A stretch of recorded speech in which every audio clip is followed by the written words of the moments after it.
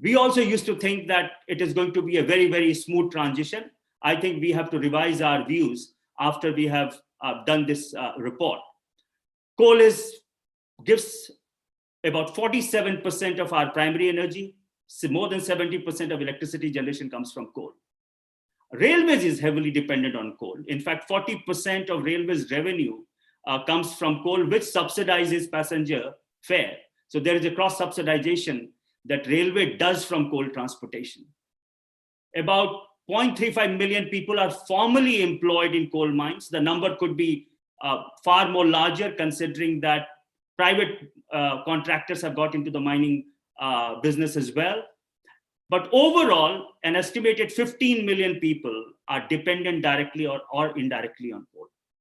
And for states like Jharkhand, Orissa, and Chhattisgarh, coal is an important revenue source for the state government.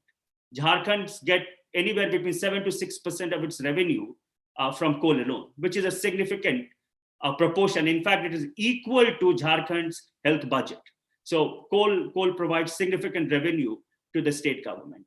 And in about 25 districts of India, which produces about 10 million tons of coal annually, minimum, from 10 to 50 million tons. So there are 25 districts where coal determines job and growth. So this is the fact as of today. But if this is the fact, then why are we discussing just transition? Couldn't we say that it is impossible for India to get rid of coal? But we think that there are reasons why, even when India is so much dependent on coal, we should start talking about just transition. The first fact is, in fact, that coal is now no more the cheapest source of electricity. In fact, 24/7, round-the-clock electricity from renewable energy is becoming a reality at competitive cost. But in general, coal is now expensive than solar and wind energy. In fact, today, look at the coincidence. The headline today read that India's new record for lowest solar tariff is ₹2.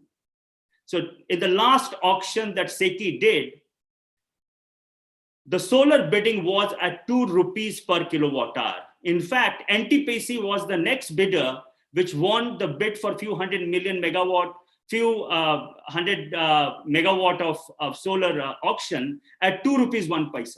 So the largest coal power producing company, NTPC, has yesterday bid for ₹2 per kilowatt hour solar power. And there was another headline today which said that Coal India Limited wants to become a net zero energy company, which essentially means that Coal India Limited wants to meet all its own electricity requirement from renewable energy. So I think the writing is on the wall as far as technology is concerned. Solar, wind, and other forms of renewable energy with storage is going to outcompete coal very soon if it has not done so far. The second factor is that there are huge environmental costs of coal mining and thermal power plants. As you can see in this map, you can actually overlay the coal districts of India with the forest districts of India. And you are likely to get very good overlap. In fact, the average forest cover in top coal district is about 31%. And due to coal mining, we do divert large amount of forest land. About 5,000 hectares per year we have diverted for coal mining in the last 10 years. So there is significant amount of forest diversion and loss of ecology that happens because of coal mining. Also, coal mining areas are highly polluted. If you all remember the ranking of district based on pollution, which was done by Central Pollution Control Board a few years back, most of the coal mines came under critically polluted category. So there is a huge amount of pollution that is there. And of course, coal-based thermal power plant is the single largest source of industrial pollution and air pollution in the country, as well as the largest generator of solid waste, which is fly ash. So there is huge amount of environmental cost of coal mining and thermal power plants. And this is getting reflected in the cost of power. If all thermal power plants meet the present standard, which was notified by Ministry of Environment and Forest in 2015, then they will have to spend about $12 billion, which will get translated into anywhere between 0.3 to 0.7 rupees per kilowatt hour into tariff. Please remember The solar tariff is 2 rupees. And if a thermal power plant has to pay 0.7 rupees per kilowatt hour as pollution control cost, then its competitiveness is in any case is gone. So also from pollution control cost perspective, many of the existing thermal power plants will have to be phased out, and rightly so, because the pollution cost is very high. Then there is resource curse. Now this is the map of poverty of India, multidimensional poverty of India. And again, what we did was to overlap the poorest part of India with coal mining. And we find that 50% of the population in top coal mining districts are multidimensionally poor, which is almost double of India's average. India's average is about 27.5%. So again, there is quote unquote resource curse that you can see in coal mining districts. In fact, 80% of population in coal mining districts rely on government food subsidies, which is you can identify with Antyodaya card or priority household card under targeted PDS schemes. 80% of the population in some of the coal mining districts are dependent on these two public distribution systems. So there is the need to really seriously look at resource curse issue in coal mining districts. And then, of course, there is climate change. Coal is the single largest source of greenhouse gas emission. We are one of the most vulnerable countries to climate change. In fact, the recent report says that we have suffered a loss of about $14 billion annually in the last 20 years due to extreme weather events. And we risk losing anywhere between 2.5% to 4.5% of GDP due to heat waves alone, because it will make it impossible in many districts for people to work outdoors during afternoons. So there is huge cost of climate change that we need to consider. And according to Government of India, the cumulative cost of India to adapt to climate change is about $1.2 trillion till 2030, which is almost about half of India's current GDP. So there is significant adaptation costs that we will have to bear because of climate change. And therefore, IPCC in its 1.5C report was very clear that we need to phase out coal-based power plant by 2050. The last point, which we thought was the highlight of our study, was that I think we need to now look at subnational issues of coal rather than national issue of coal. Nationally, Coal India Limited and coal companies are profitable. But if you start looking at district level and state level, you find that mines are not profitable. In fact, 70% of Coal India Limited mines are running into losses. And this is not only underground mine. This includes open cast mine as well.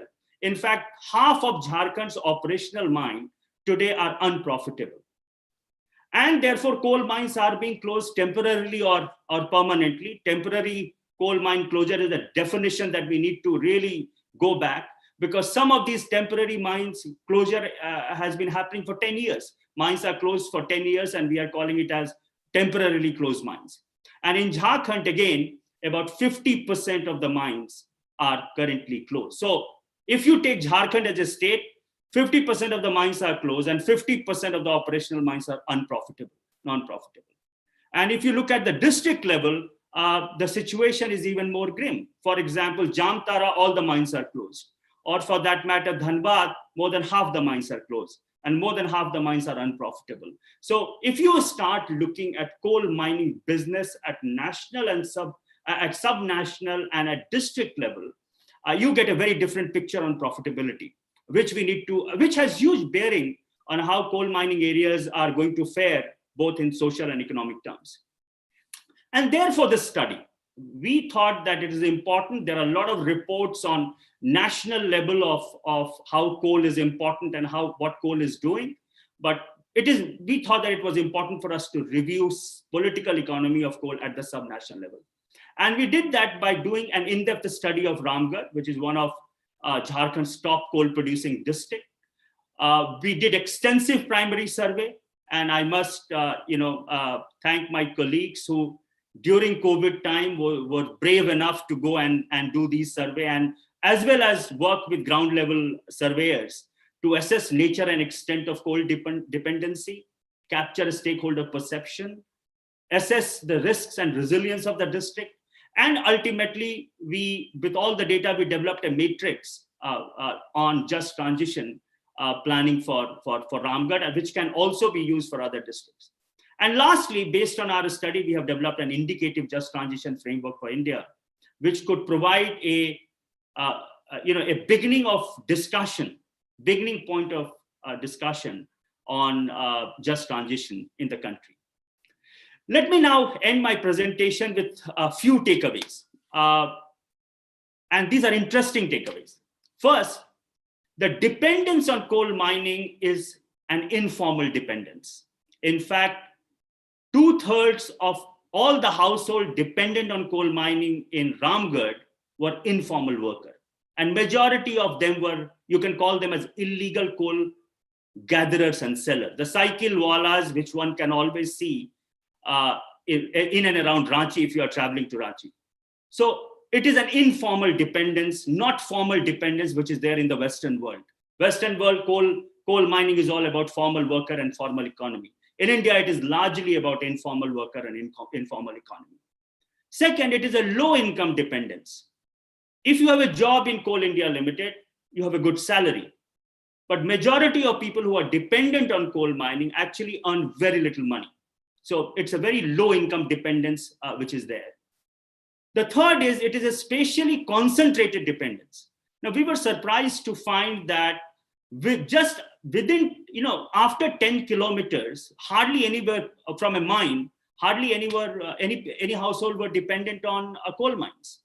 So the dependence on coal mine is very concentrated in and around a mining area. And the last is, we think it is a constructed dependence because coal-centric development has meant that almost all sectors of the economy have not developed in coal districts. And we did a detailed review of Jharkhand to understand that why these sectors like agriculture, forestry, aquaculture, tourism have not developed. And the answer was that the entire focus of development was coal. So there is almost a constructed dependence that we have created in coal mining areas. And therefore, in places like Jharkhand and districts like Ramgarh, just transition is not about future anymore. Mines are getting closed, and therefore, just transition has to be discussed here and now. It is not something which will happen in future. It has to happen now. And therefore, what we find is, unlike developed countries, as I said, where just transition is about creating alternatives to formal mine worker and formal economy, in India, our study shows that just transition will be structural in nature. And it will require broad-based socioeconomic transition. And these are the important transitions that we need to do, including economic diversification and industrial restructuring, social infrastructure investments, mine reclamation and coal mine area redevelopment. Just to point out, coal mines in Jharkhand, in Ramgarh, occupy 10.5% of the geographical areas of the district. Think about the amount of land that is there with coal mines at the district level. And lastly, we need to restructure coal PSU as well. We cannot afford Coal India Limited to be closed down. Coal India Limited will have to be transformed from a coal company into an energy company. And I think Coal India Limited recognizes this. There are already discussions happening in Coal India Limited on this issue. And this is very important if we want to reduce disruption and liability of energy transition.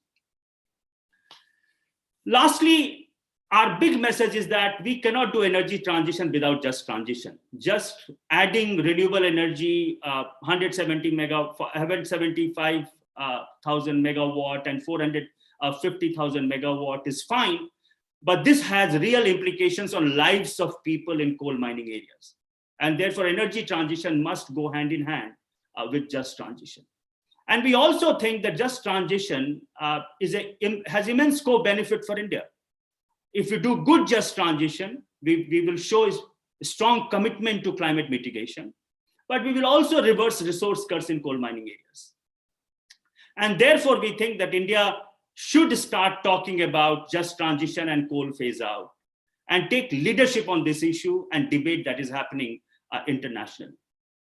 The last point we would like to make is that this book is the beginning. We believe that a lot more work, a lot more research, a lot more institutions will have to get into to actually frame the next step of policies and plans for just transition in coal mining areas of India. So this is a prelude and not the end of research on just transition. This is the beginning, and we hope that this book will prompt others to also engage on this topic. So this is what the book is all about. Thank you very much. And I will now request Shirish for his remarks. Shirish.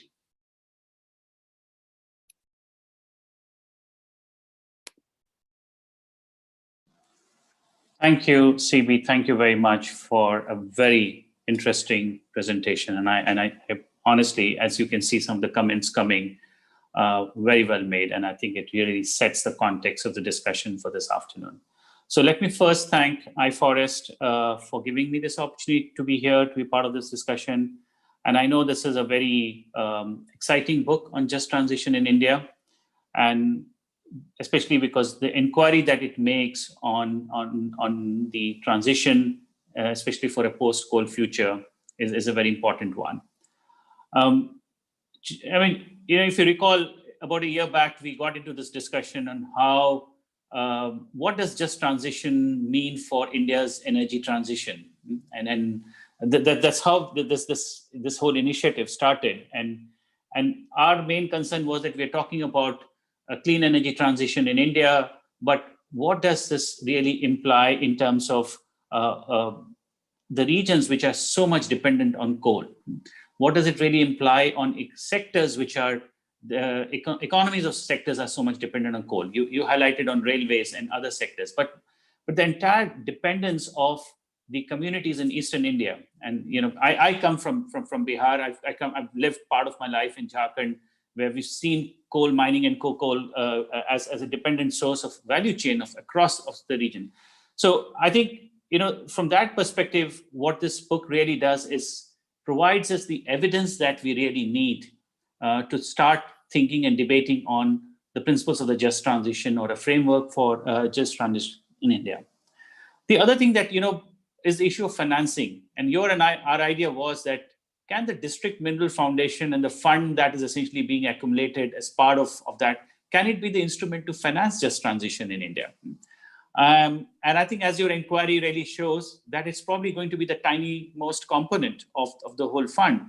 What we need is a far more greater a range of funding that is required in a planned manner in which the overall work is needed. So, as one of the largest philanthropy working on children, we are seeing that children are fast becoming collateral damage of multiple global crises, and one of them is the intergenerational burden of climate and environmental disruption, and the role of fossil fuel or coal essentially is at the root of it. We continue to see that the public and private funds are supporting high carbon and resource intensive system instead of looking at funding for future, which in a sense is shaped by renewable energy or clean energy transition. And the very first slide that you showed today, which was you took the point that I wanted to make, at 2 rupees per unit, what else do we really want to say now? I mean, for energy transition is here for us, for us to say. The way at SIF we approach just transition is also to look at from a social perspective. And for us, it is more about social transition, which needs to accompany the both technical as well as the technological and the financial transition that is needed in key sectors, whether it is energy, whether it is transport. So our approach is that the transition or social transition should be embedded in the principles of equity. We feel that the development needs should be integrated as part of this transition discourse. And we need to ensure that the concept needs to also be varied and change from the country context. And then you rightly said, the way the just transition is approached in some of the other countries where the labor laws are very different, how you're working with more formal labor rules and regulations compared to Indian context where you have the informal nature of jobs, whether it is coal, whether it is transport, etc. So therefore, approaching that just transition from that framework becomes extremely critical. The other point, and I think sometimes pictures speak louder than the text, and while this is a very detailed and very exciting report, there are two pictures in your report that our book kind of struck to me, and I want to share them. One, on page 42, you have one of the local a person from the Ramgarh district, carrying sacks of coal on his bicycle. That's the burden of transition that we need to look at. I mean, and then they are the ones who will be faced with the brunt of this transition if you see, if you don't plan the transition in a very approached and an equitable manner. And the second is a picture that you have of an Anganwadi center on page 72 of the book. That's the social equity aspect. If that's the transformation that we need to really make, so from a social equity point of view, we need to look at a very balanced transition altogether. And I think the last point that I basically want to make is that financing of that just and social transition is going to be most crucial. And as you rightly point out, there need to be multiple sources, both public and private funds would be needed. But at the same time, the planning for that transition needs to happen now.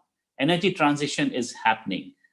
Coal to clean energy transition, it may take few years for transition, but I think that level of decarbonization is already happening. And I think, therefore, this is the vision of future, a transformative vision that we need to work upon.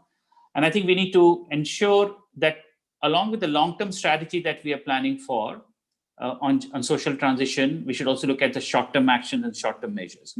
You rightly said that some of the challenges for Ramgarh as a place is in our happening right now with the unplanned closure of mines, or even a planned closure of mine. People are facing the brunt of it altogether.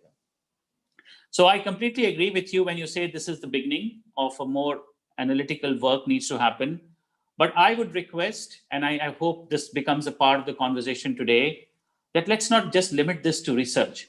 I think we need some solid research and evidence to back the action, but we need to support them with clear actions, what we need to really embark upon in the coming years. So with that, many congratulations for this interesting work. And I'm so glad that as SIF, we could be part of this journey with iFOREST. Thank you. Thank you, Shirish. And our hope is that both research and action will take place once people get to know the details of the book and, of course, the pictures. And I must, thank my colleagues who took all these pictures to make sure that the book is more live than text. And yeah, some of the pictures are really very, very strong in terms of giving sense of what is happening on the ground. Dr. Mashelkar is with us, and I will request Dr. Mashelkar for his remarks on this. I must say that his book, From Leapfrog to Pole Vault, was one of the inspiration. One of the chapters of the book is on energy transition. And that prompted us to look at just transition as well. So Dr. Saab, may I request you for your comments now? Thank you very much, Chandra, for giving me this opportunity, this platform. Your presentation was brilliant, and so were the remarks by Shirish. There is so much to learn, even at this age, every day, every minute, when I meet people like you. I'll begin by saying that we are meeting in the midst of this coronavirus pandemic, which has put the whole world in a reset mode. There has been an unprecedented destruction of lives, livelihoods, and really the events that have taken place are mind-boggling. But at the same time, when we are trying to recover, there is our chance of rethinking, reimagining, reinventing, if we are prepared to learn the lessons from this pandemic. There are many lessons. But one of the lessons has been very striking as far as I'm concerned. To my mind, the current pandemic provides a trailer of what will happen if a full-fledged climate crisis would entail. We'll see huge disruptions on demand side, as we saw. We'll see huge disruptions on supply side, as we saw. And we'll see huge speeds of global transmission with global amplification, as we saw. So this is a trailer, this is a warning, this is an alert. We must therefore, more than ever before, recognize that climate change is one of the most pressing challenges of our time that is threatening the lives and livelihoods of billions across the world. The amount of greenhouse gas emissions the atmosphere can hold is rapidly approaching the tipping point.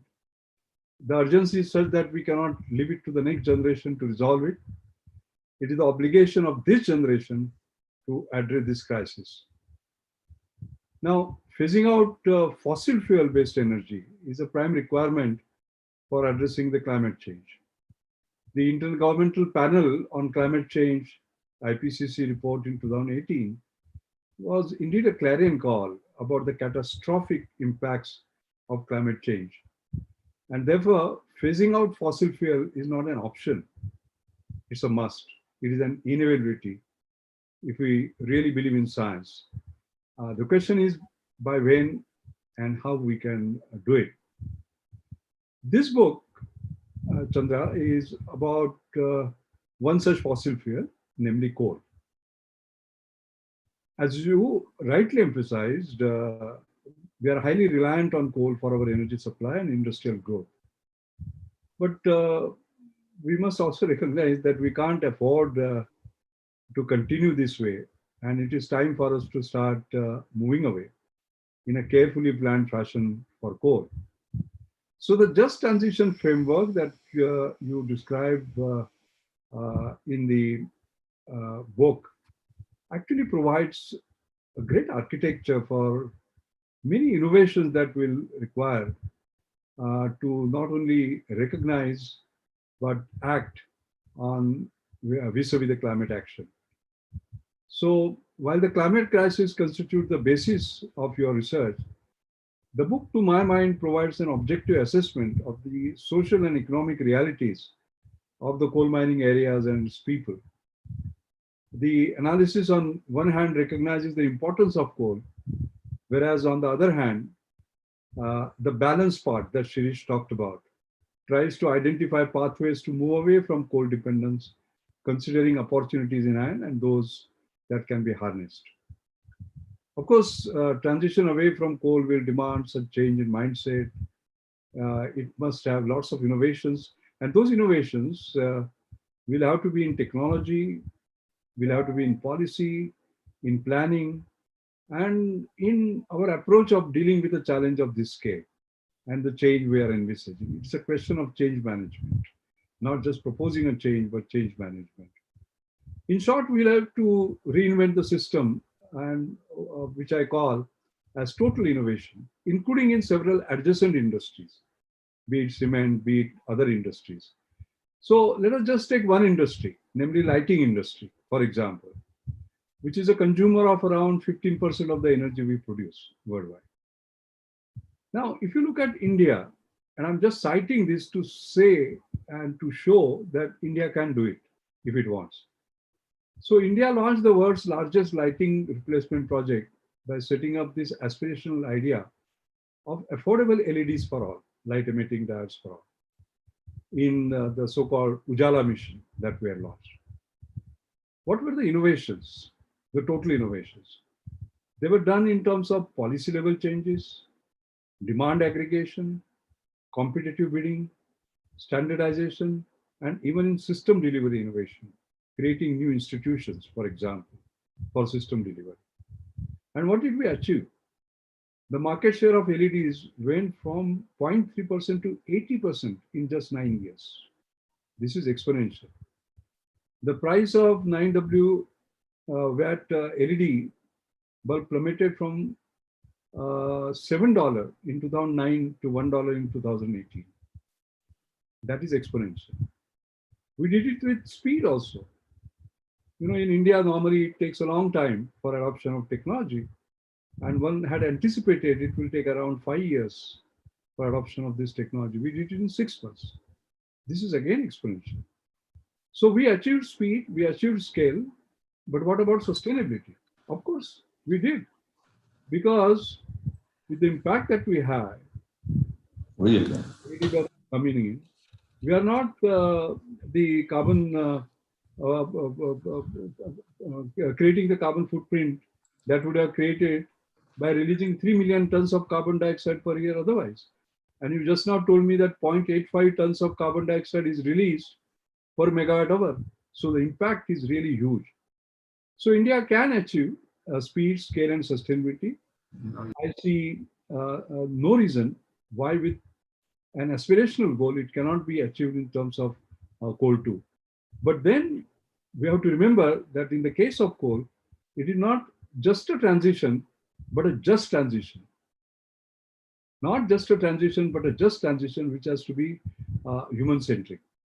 I like the book very much, Enabling a Just Transition Process for Ramgarh. This book powerfully shows how you require a structured approach involving key components like a defined time frame, establishing inclusive transition planning, developing alternatives, opportunities for employment, economic diversification, social and physical infrastructure improvement, and financial resources. You just mentioned about the assured framework. Yes, assured is affordable, sustainable, scalable, user-friendly, rapid, excellence and delivery. Yes, we require a just transition, which will have all this sort of incorporated. I would like to end by saying that the factors that you have covered are really universal for most coal mining areas, although we have done it for Ramgarh. And the matrix can also be an indicative blueprint for planning a just transition in other coal mining areas. I'd like to end by congratulating you, our great thought leader and action leader, Chandra, and also your fantastic team, which worked even in COVID times. Our great organization, iFOREST, for bringing out this timely book, showing the way forward with a bold vision and a clear roadmap. Thank you very much. Thank you very much, Dr. Saab. I think that the example of LED, and for that matter, many technologies now, show us that the changes is going to be exponential in 21st century. For in whole 20th century, we have looked at linear progression as the way things have moved. But you are absolutely right that exponential is going to be the key word in many sectors going ahead, including energy transition. I mean to say, in 2015, the solar cost was about 50% more expensive than coal. And in 2020, it is about 40% lower than coal. So in a period of 5 years, we have seen the exponential curve happening also in the energy sector. And one of the questions that one of our participants have asked is 24/7 renewable energy possible? Can we run our world on 24/7 renewable energy? I would just like you to address that issue as well. Well, if you look at my CV and my job description, it says making impossible possible. So this is possible. There is no limit to human imagination, no limit to human achievement, excepting the limits we put on to ourselves. And I just give the example. And that is the meaning of my book, Leapfrogging to Pole Vaulting. It is here. This is what we need to do. Leapfrogging, the frog leaps when he is scared of an enemy and he just jumps a few feet, right? Just for protection. I'm saying don't do that. You pole vault. The size of the pole is your aspiration. All right? And you can go miles if your aspirations are high.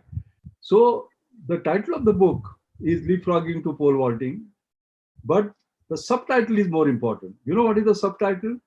Subtitle is Creating the Magic of Radical Yet Sustainable Transformation. So when we talk about 24/7, it is a radical transformation, and which has to be sort of sustainable. So if we do that, in fact, the book describes, I told you the assured framework, but there are so many other ways by which we can actually do it. And I have shown, it's not just theory, by the way, it's a practice on how people with guts, with vision, with risk-taking, and big thinking have created those man on the moon projects and have succeeded. Thank you very much, Dr. Saab. And my colleague Shrestha is there right now. Shrestha will update us on the status of participation of Chief Minister. Shrestha, please, what update you have?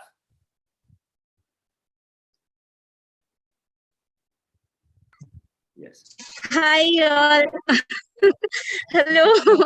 I'm at Mantralaya, Jharkhand, joining from here. I mean, I feel like a reporter in Jharkhand right now, but it's great to be here, and I hope the CM can join. But it is, the PM has called for a emergency meeting yesterday, given the current COVID crisis, and the CM has been really hooked up here. Reporters are all around waiting for him, but he is really, really into that. He has sent his speech to us, which is being shared shortly by his. Actually, they just messaged me. It has been uploaded, and we should receive it any moment now. And with the book, and we are still trying that if he can join once at 6, but I'm not sure about the possibility. But this is what. But definitely, he has shared his message. He has gone through the book, which was handed over to him yesterday also. And we just tried. I mean, we are here, and I hope that. But all I can say is the CM has been very supportive of this work, the Jharkhand CM, and in fact, all of Jharkhand government has really supported our work. And we hope that you bear with us a little bit more. And as soon as we have that video in hand, my colleague will put it live. Thank you. Thank you very much. So what, Dr. Saab, I will do is that in that case, we will formally release the report together. And as soon as the video is uploaded of the Chief Minister with his release and message, we will play it for the audience. So Dr. Saab, the book is with you. Shirish, the book is with you. And Shruti and Shrestha. Yeah. Shirish, Dr. Saab, yeah. Yes. Yes, I have a sort of a soft copy of the book. Okay, Doctor. So, yes. Yes, Doctor. Thank you. So the book is formally released, and we will play the video of Chief Minister with his release and message as soon as it is uploaded. So thank you very much. I think we had an excellent inaugural session with some glitches, but we are in that time in history where uncertainty is expected. Let me say that, because we are living in a very uncertain world right now. And my hope is that the sooner this uncertainty becomes little less uncertain, we all will get back to our lives. So thank you very much. And Dr. Saab, thank you very much. Shirish, thank you very much for joining this session. Our next session is going to start. I'm going to request all the panelists for next session to join the session. We will take a break of 2 minutes for all the panelists to come online, and then we will start the next session. Thank you very much.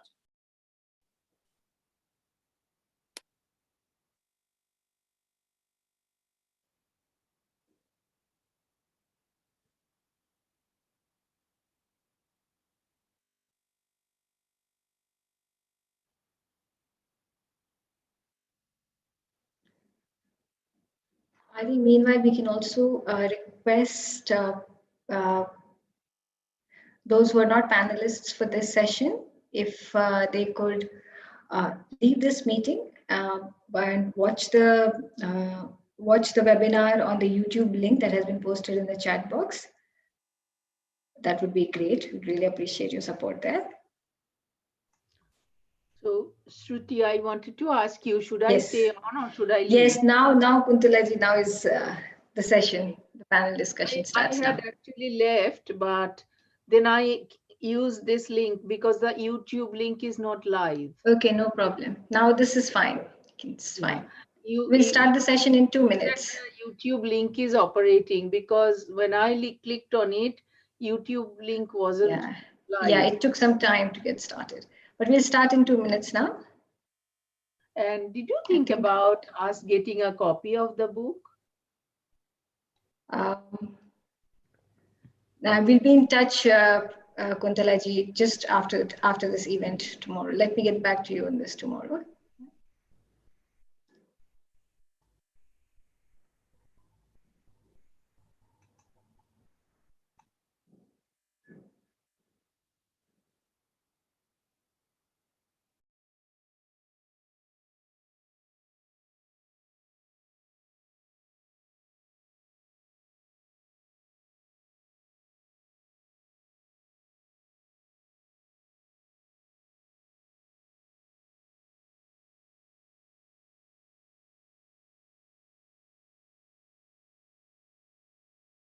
Shruti, has everyone joined? Ashwini Chetra is the only person I think we're waiting for. Shruti, I think you're on mute. I'll quickly call him just.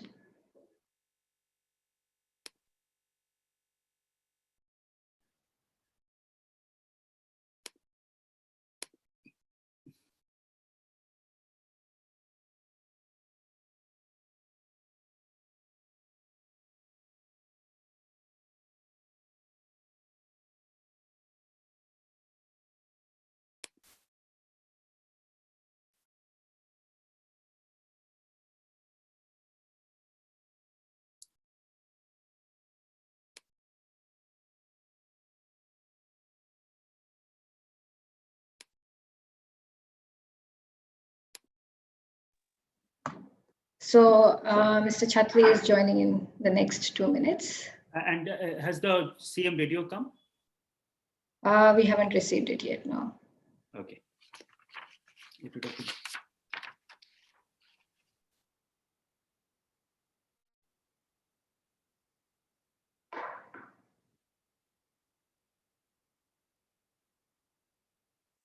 Apurupa, can I also request you to repost the YouTube link in the chat box again? Yes, yes.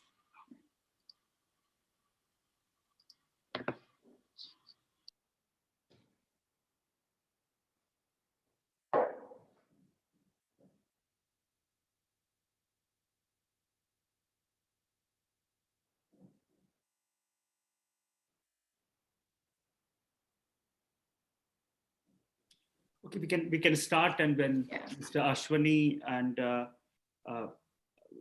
is Mr. K. Srinivasan has joined, Secretary? Yes, he's there with us, yeah. Okay, so can I request everyone to start their video and keep their audio on mute?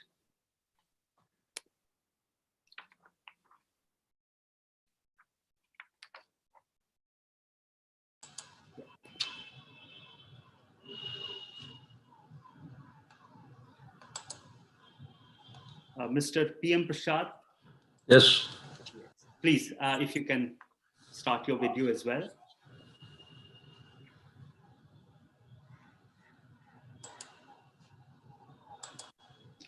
So, so we are back to the second session of this webinar, and this is, as me and my colleagues were discussing, this is a very important session to discuss our study, the Ramgarh study that forms the core of the book. We are going to discuss in this session. My colleague Shruti is going to give the presentation on the study and what we have found, how we went about doing that study. And then we have a power-packed panel of people, including from government, industry, research institute, labor union, to discuss the study as well as the big picture that is emerging from this study. So we have Shri K. Srinivasan, Secretary, Departments of Mines and Geology, Government of Jharkhand. We have Mr. P.M. Prasad, Chairman cum Managing Director of Central Coalfield Limited. We have Kuntla Lahiri Dutt, who has done a lot of work on informal economy in Jharkhand. We have Mr. Ashwani Chatre, who is Associate Professor of Economics and Public Policy at Indian School of Business. And we have Mr. Fagu Besra, who is a trade union leader. Now, so this is what I call it as a multi-stakeholder discussion. We have all important people at the table to discuss the issue of just transition.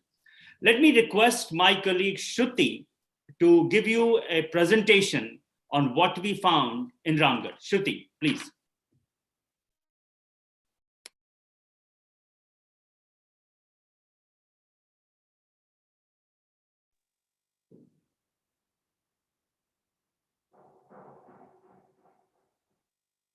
Hi, are you all able to see my screen? Okay. Yes, Shruti. Yes.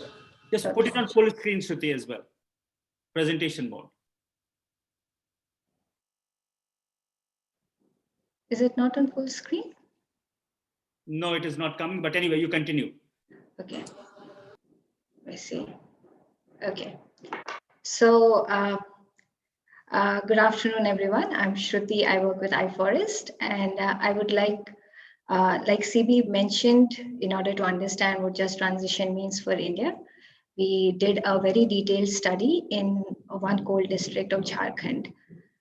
Jharkhand, because it has the largest coal reserves in India, and within Jharkhand, there are many districts, many coal mining districts, but we chose Ramgarh for a number of reasons. Ramgarh has had the presence of coal mining for nearly a century.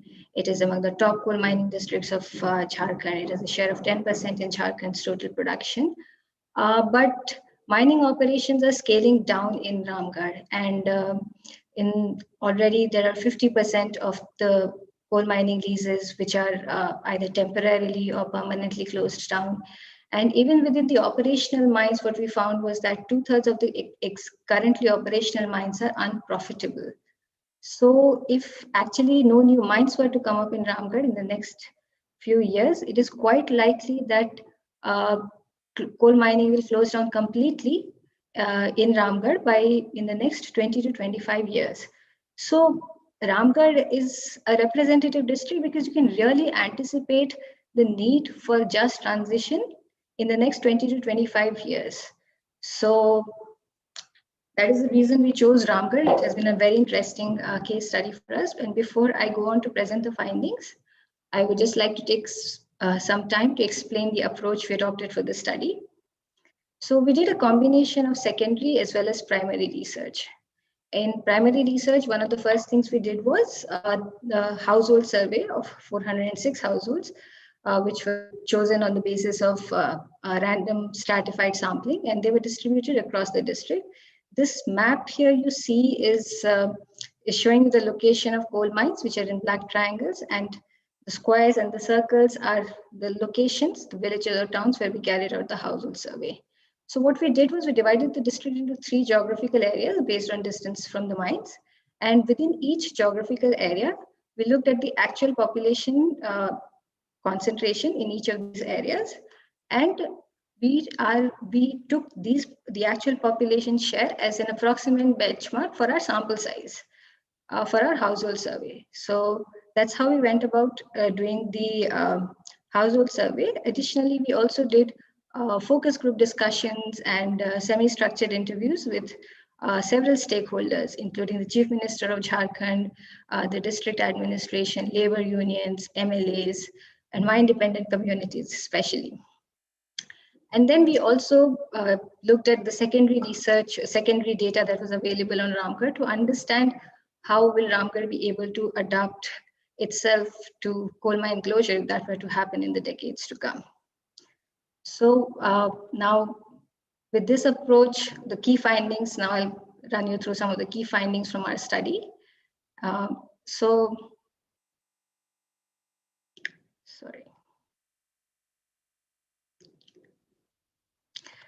So CB already spoke about about the fact that we found very heavy dependence on coal in Ramgarh district. We found that 1/4 of the households in Ramgarh were deriving some kind of an income from coal. And if you look at the distribution of the sources of income, we broadly categorized for our study into 4 different groups. There are those who have jobs in coal mines. There are those who are deriving an income through casual labor work in mines, and there are those, the cycle walas, or those living very, very close proximity to the mines who collect coal and sell it. So these are the 4 major sources of income, and the largest share of coal economy comprises of the informal economy. CV's already spoken about it, and which was almost 2/3 of the formal economy. And once again, we found that the income dependence on coal for income was concentrated in areas which are very close to the coal mines. And as you move away from the coal mines, this dependence for income reduces. So if you look at where are these people who derive an income from coal, where are these people living in terms of distance from the mines, we find that coal mining jobs, casual laborers, as well as truckers or small businessmen related to coal, most of them are located within the 3 kilometers of mines, which is very close, in close proximity to the mines. Only the coal gatherers and sellers, especially the cycle walas, are distributed across the district. Even when we were visiting these areas, we found that these people were traveling between 12 to 15 kilometers on a daily basis to come to these coal gatherers, collect coal from them, and then sell it to Ranchi or neighboring cities, towns. The other major dependence on coal is for cooking fuel. So access to clean cooking fuel, which is LPG, is increasing in the district, and 78% households reported having LPG connections, but 52% of the households, which is equivalent to almost 100,000 households, said that they continue to use coal as their primary source of cooking fuel. And when you look at it in terms of the monthly consumption, the average consumption was 116 kg, which translated approximately into 0.28 million tons for the entire district in 1 year.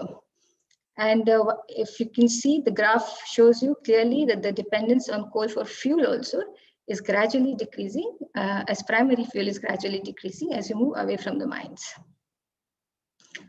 In addition to understanding the dependence on coal, we also wanted to see whether coal mining has had a distributional impact in the district. So we looked at it in terms of economic opportunities that have been created in coal mining areas vis-a-vis areas that are further away from coal mines. So what we found was that if you were to look at the monthly income ranges,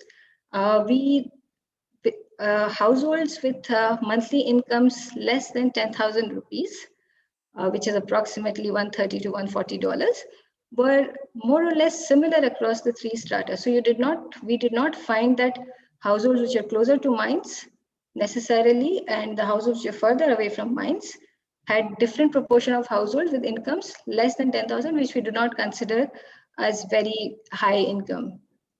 And on the other hand, monthly income levels above 25,000, when it came to that, we saw that population was concentrated in areas closer to coal mines.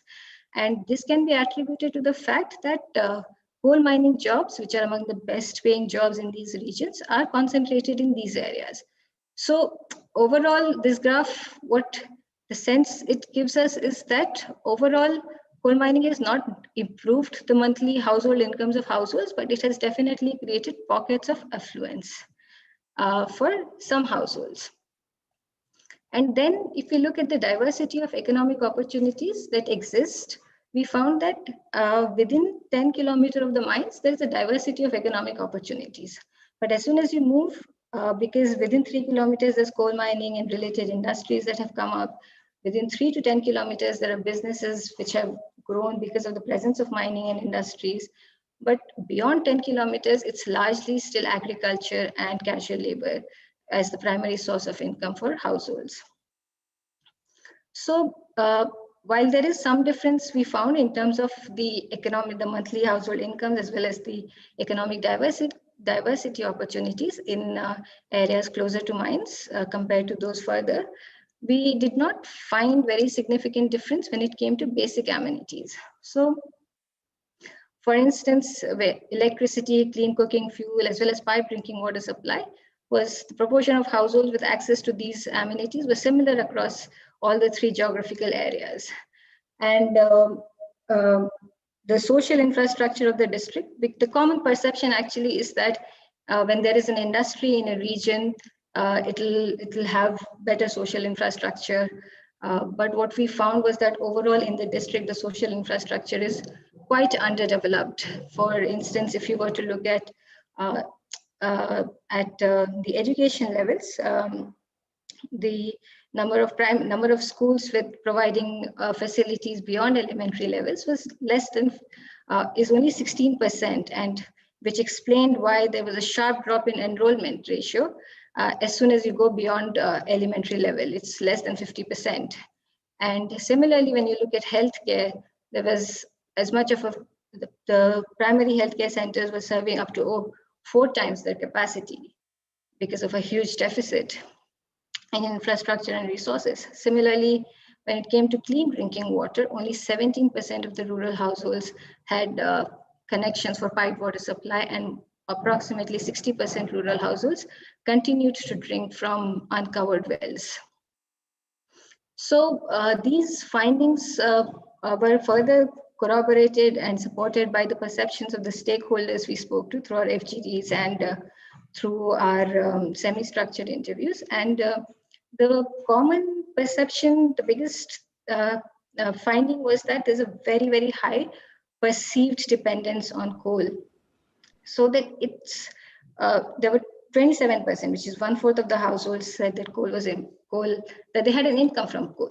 But 3/4 of the households said that if coal mining were to stop, it would impact their livelihood. So coal is perceived to be central to the economic life in Ramgarh, whether or not it's actually true.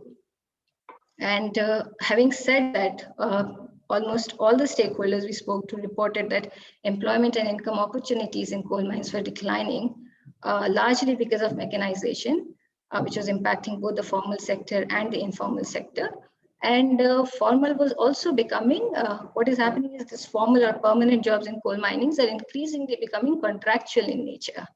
And that is something, these are not equivalent to permanent jobs and do not provide the same sense of job security that used to be once associated with working in coal mines.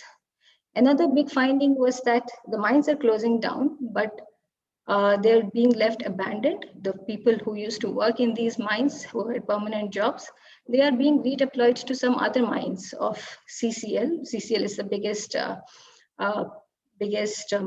player, coal mining company in Ramgarh. But as yet, no efforts have been made for those who are in the informal economy, especially the casual laborers. They just fall through the cracks once coal mines close down. So this is what the present situation is. But when we asked them what they thought the future would be without coal mines, there were very high negative impacts that were envisaged. Not only did all the stakeholders think that it will lead to an increase in unemployment and outmigration, they're also worried that it will lead to it'll lead to increase in crime rates and substance abuse, which will affect the social stability of the region. But they did not necessarily think that the revenue that they get from coal mines, which the district gets directly in the form of District Mineral Foundation, which amounts to 130 crores annually for a district like Ramgarh, they did not think substituting that revenue was the biggest challenge. This came from the district administration, especially, and coming from him, this was a very big statement. But what the biggest challenge would be to diversify the economy so that everyone who's a stakeholder, who is dependent on the coal mines in some way, could be absorbed.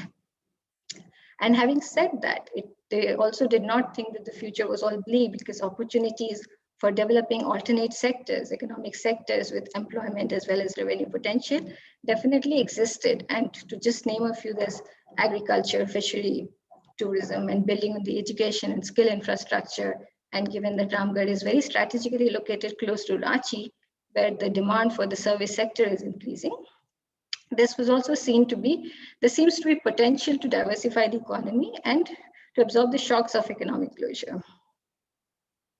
So with all of these findings, what we did was we tried to put them together to understand what is the risk for the district if coal mines were to close in an unplanned fashion. So most of these points I have already explained, for instance, soil-fist poor infrastructure. Some other points that I would like to elaborate on here is that coal mining is the single largest contributor to the district's GDP. So 21% of Ramgarh's GDP is coming from coal, and together with manufacturing, which again comprises mostly coal-based industries, this amount is 40%. So the district is very, very reliant on coal, and that we see as a very big risk factor for the district. Then there's a high proportion, 2/3 of the coal economy is informal economy. They have no social safety nets. They are not covered by labor protection laws or by labor unions. Then, in addition to that, a study done by the Oxford Policy Institute said that 32% of the district is multidimensionally poor, meaning that they have poor health, education, and living standards indicators. And the focus on coal, this is something CB also mentioned, has meant that all the other economic sectors in the district have been underdeveloped, despite the fact that they have the potential. So now putting all of that together, the risk factors and the perception from the stakeholders, we developed a planning matrix for Ramgarh, which is based on 6 criteria. And I'll take you through these 6 criteria, and we have very, very esteemed panelists and experts who will elaborate on these further, and which is also the objective of this panel discussion. But just what we came up with is what I'll discuss. The first one key criteria is to determine the time frame. So we're not saying that all the coal mines close tomorrow or all of them close in one single go. You look at the remaining life of the mines and then plan a staggered approach for closure of mines and rehabilitation of communities dependent on those specific mines.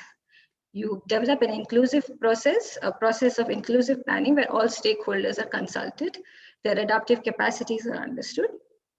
Then we have the coal income dependent community, we have the formal workers, and we have the informal workers. So for the formal workers, we can probably consider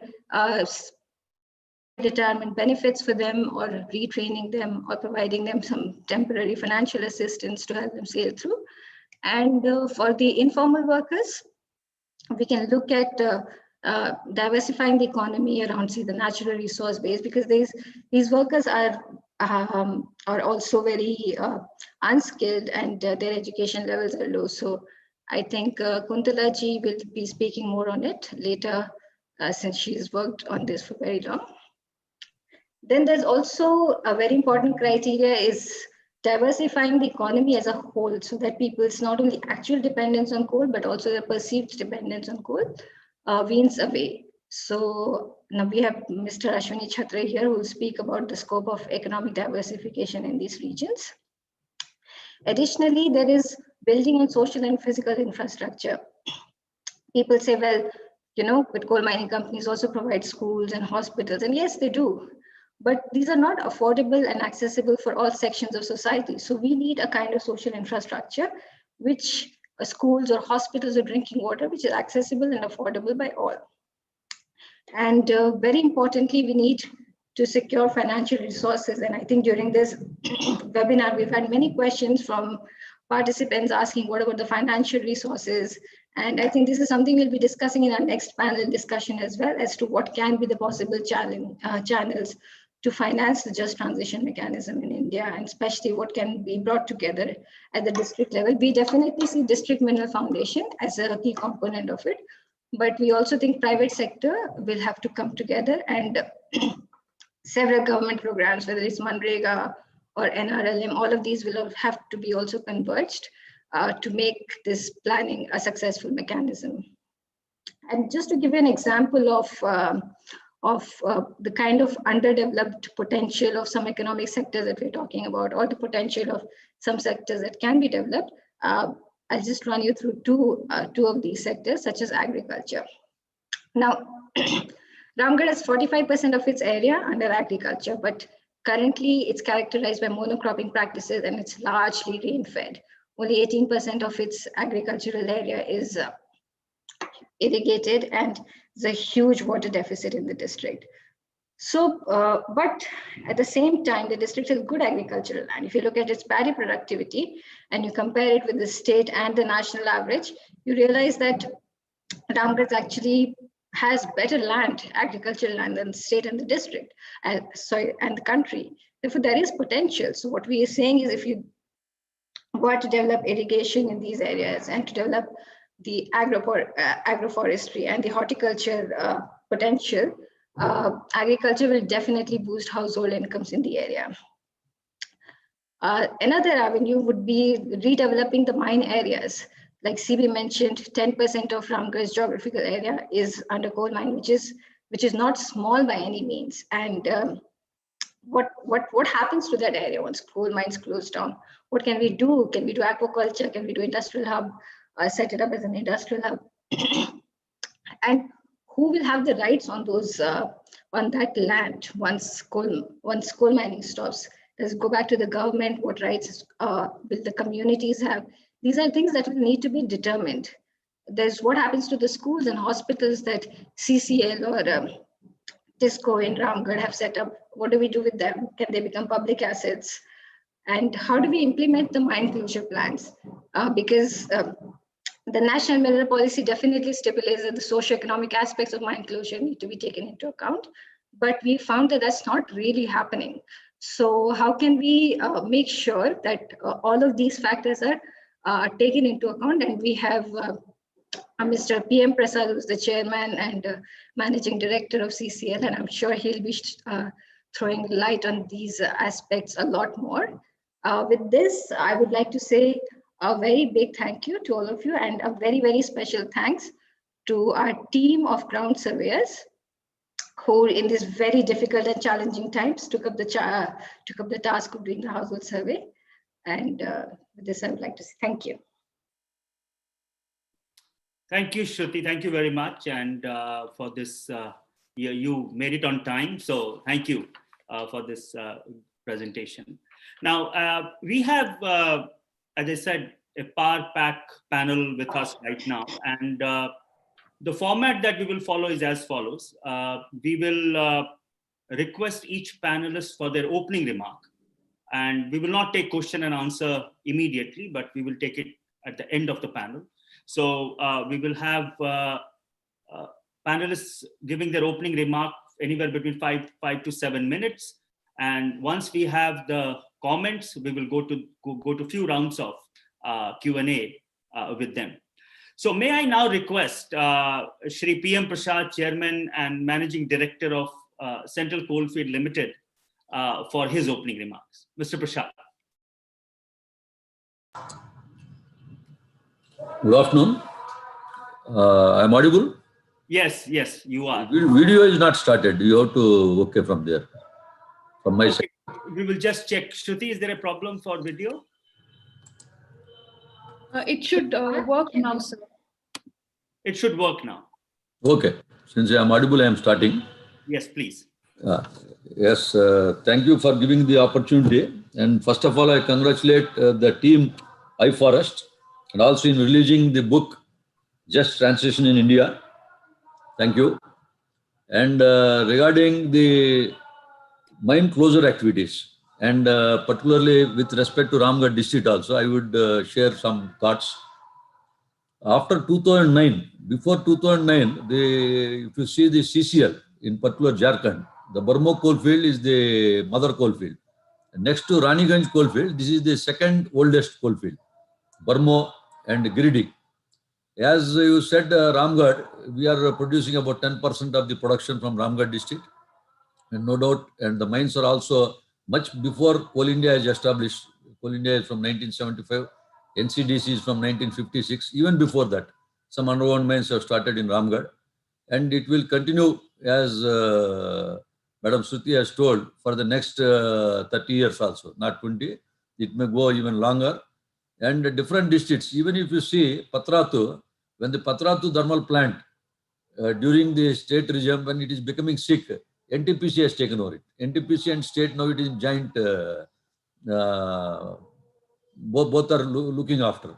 But when only the Patratu in state, it was going down, the markets were also going down. It is a similar situation after 25-30 years. So we should think for the economy of the people after 25-30 years, as it is continuing now, and how to improve these things. And mine closure, nowadays it has become compulsory. During the mine plan itself, we have to incorporate mine closure activities. Previously, 20-30 years before, this is not the scenery. With the growing concerns on environment, now it is a compulsory. We have to address the mine closure activities. Any projects which are coming has to address this first, and then only the mining plan is being passed, and we are giving the project reports and all, and starting of mining operations will kick off from that. You can see the new mines coming in Amarpali, Magad, in the North Karnpura range.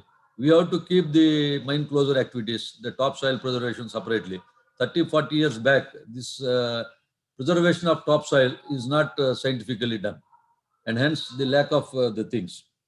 And it is a systematic proactive measure right from active production stage, so that the mine ends its production life in an orderly manner without economic burden. Here, without economic burden to the community and environment. So we have to plan. Even the mines are closed, there should not be economic burden on the community and environment. Both have to be taken care.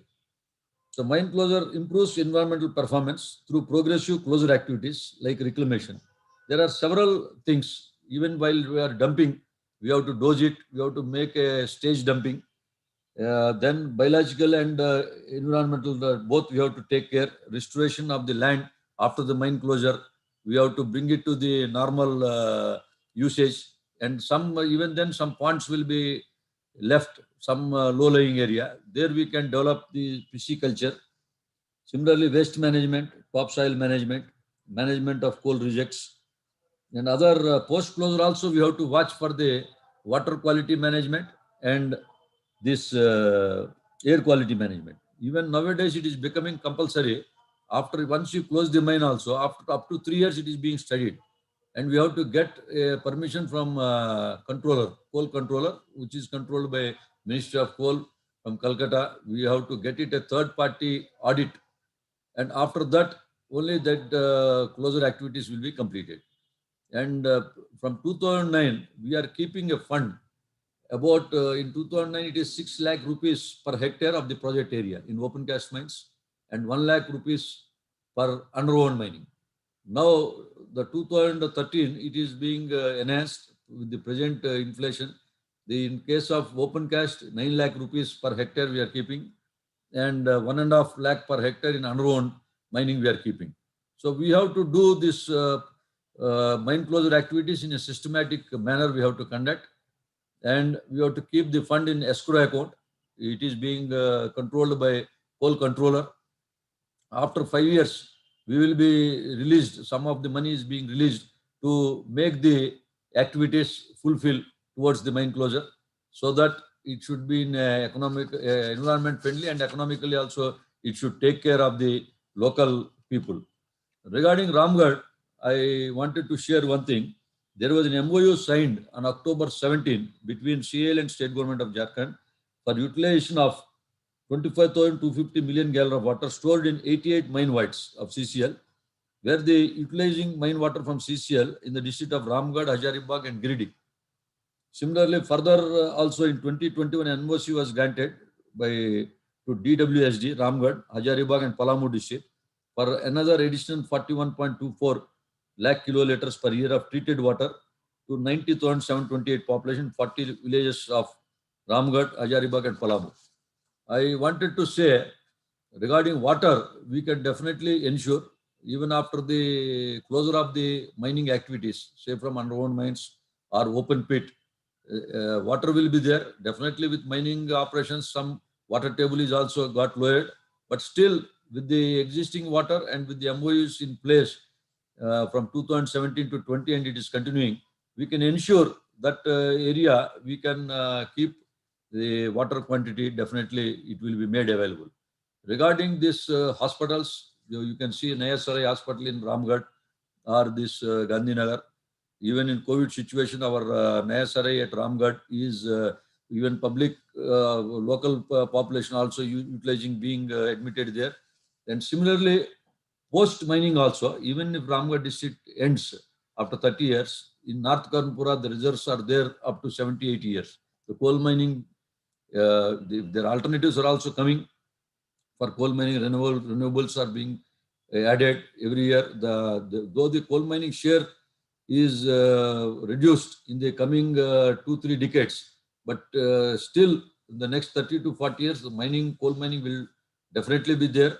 But we have to plan as a coal mining company. CCL has to look after the surrounding people nearby the mines. We have to take care, and with mine closure activities from the last 7 to 10 years, it is in place, and in years to come, much more focus will be paid to those activities, and we have to see and ensure the surrounding villages and other population should not be affected once we close the activities.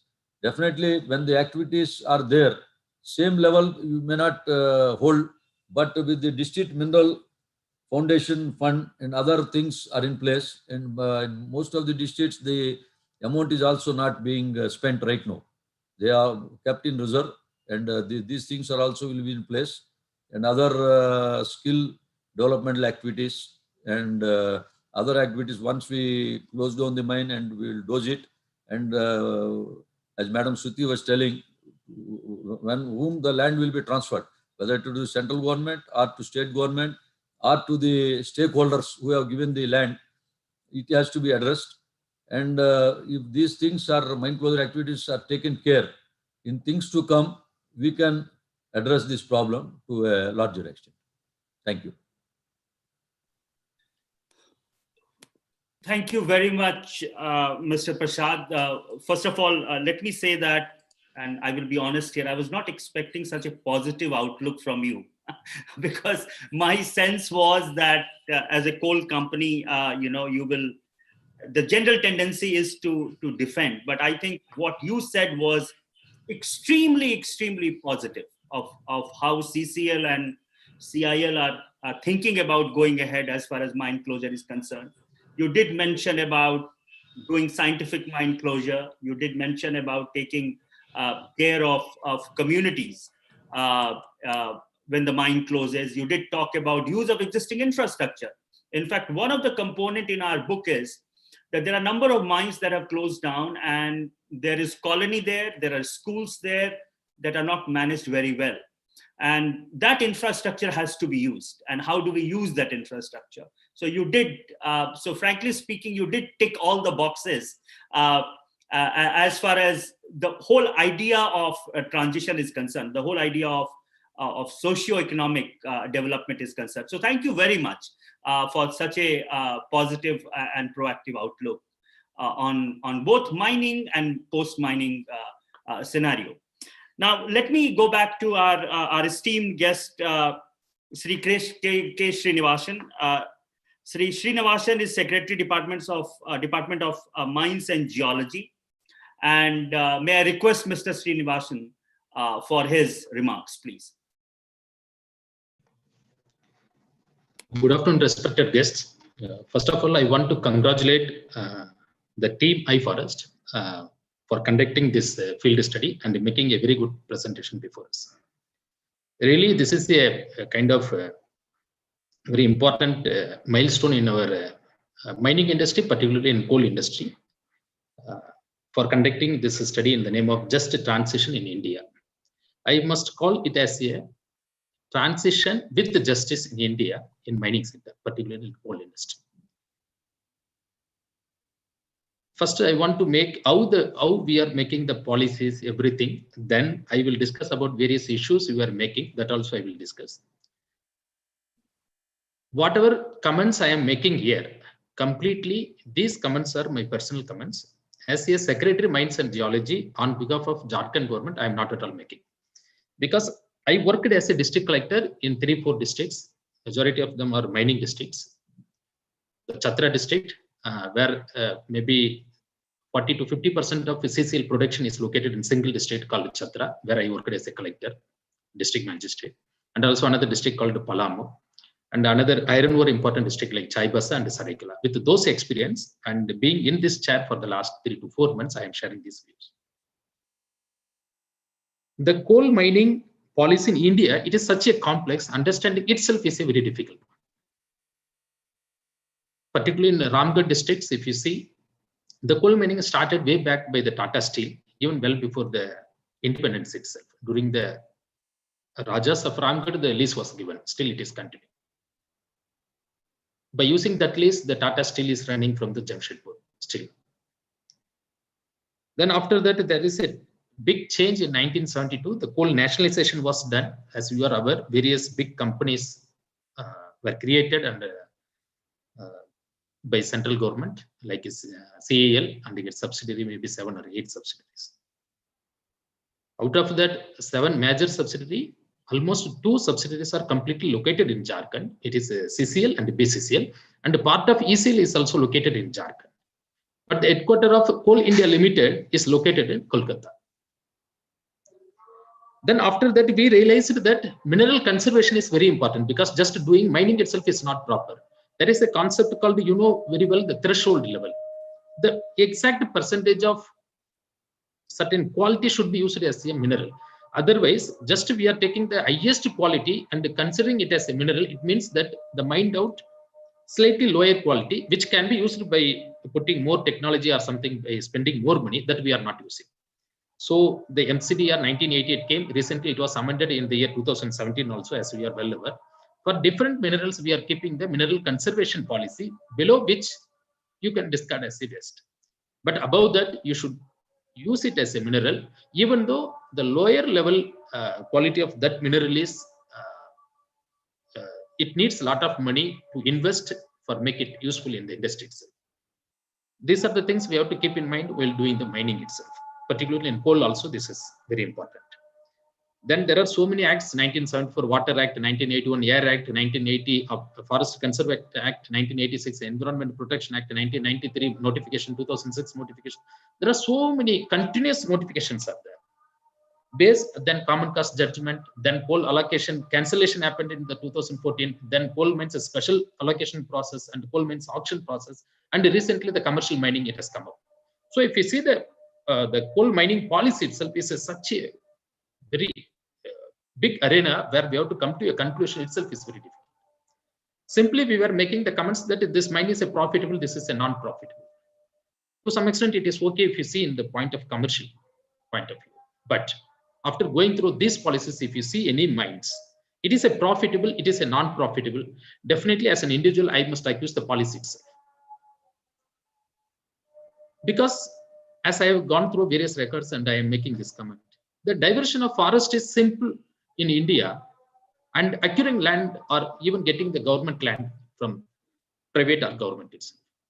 Because if you pay certain money for forest and if you are going through the application and making the that getting implemented, you will get the forest clearance. But acquisition itself is so difficult. Where the forest clearance and where we are doing the forest, it should be restricted to a great extent, but comparatively, doing mining in forest area is very easy compared to the non-forest area. This is the fact which we are just, it is in front of us.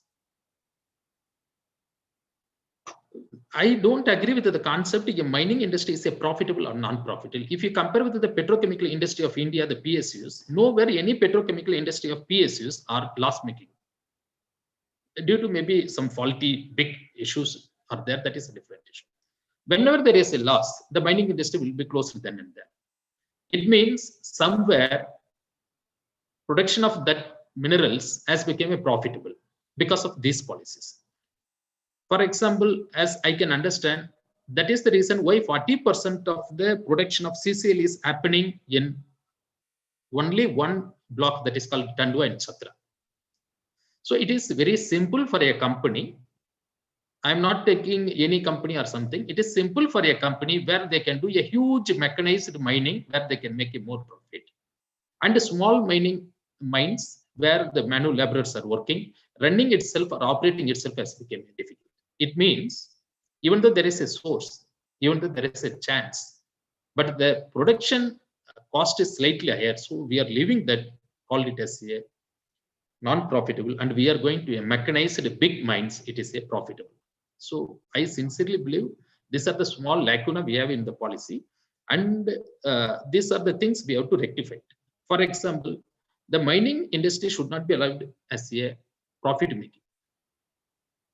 It should be considered as a simple contract where a scientific way we have to do everything, mining list, everything should be done. But the production cost should be given to the operator, whatever the company, maybe CAL or any subsidiary or even private companies. Plus, there may be a margin of 10, 20, 30%, whatever we decide. That can be given to the company. Instead of having whole profit. Because if you construct the road, we give the road cost plus 10% for the contractor. That's how we are making the roads. Like that, even in mining industry, I sincerely, personally think a production cost should be given. The remaining money should be shared either with the local people or with the state government or with the central government or with a common fund where the people can enjoy the fruits of that mining industry. Because mining itself is associated with various other disadvantages. Because once if you have done the mining, as rightly Mr. Prasad, he was making his comment, after a certain period, what we are going to do with that land, we don't know. If you are doing agriculture, we will be continuing for 2000 years, calling it as Harappa civilization or whatever it is. But if you are doing mining after 50 to 70 years, if you are not properly reclaiming it, if you are not doing it, it will become a simple ghost town like many ghost mining towns of India. So we should be very careful how we will reclaim it. Once it has become a non-profitable, but the profit has been taken away in the initial 10 to 12, 20 years of the operational period. After that, the land will be a non-profitable land where the local people, they have to see that issues, everything. So I sincerely see the policy should be there. The whole profit should be kept in a common account after deducting the production cost or operation cost by the company, and it should be utilized for the local people. As Shruti, madam, she was making a exactly correct comment in Ramgarh. Not only Ramgarh, any mining industry in India, if you see, this is happening. Why that fund should not be used for some livelihood purpose, like making big irrigational sources, after taking the environmental issue, everything, and skill development issues, everything we have to look into that. In that way, we have to make our policy in future so that there will be a sustainable mining after taking all this necessary local people along with us during the improvement or during the way forward in that.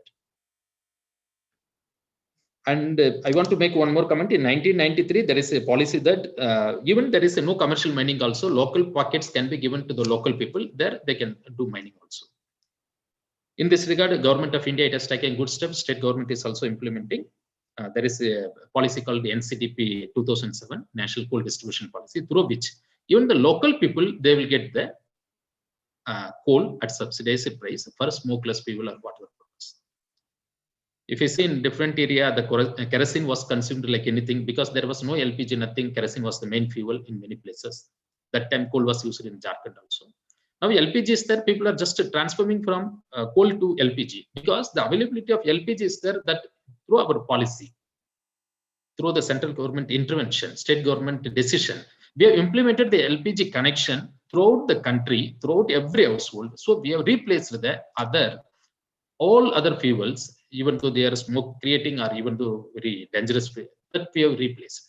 Such kind of policy we have to bring in, where we have to enjoy the coal mining benefits by all of us, not only by the company, not only by the government, not only by the local people, everyone we have to share.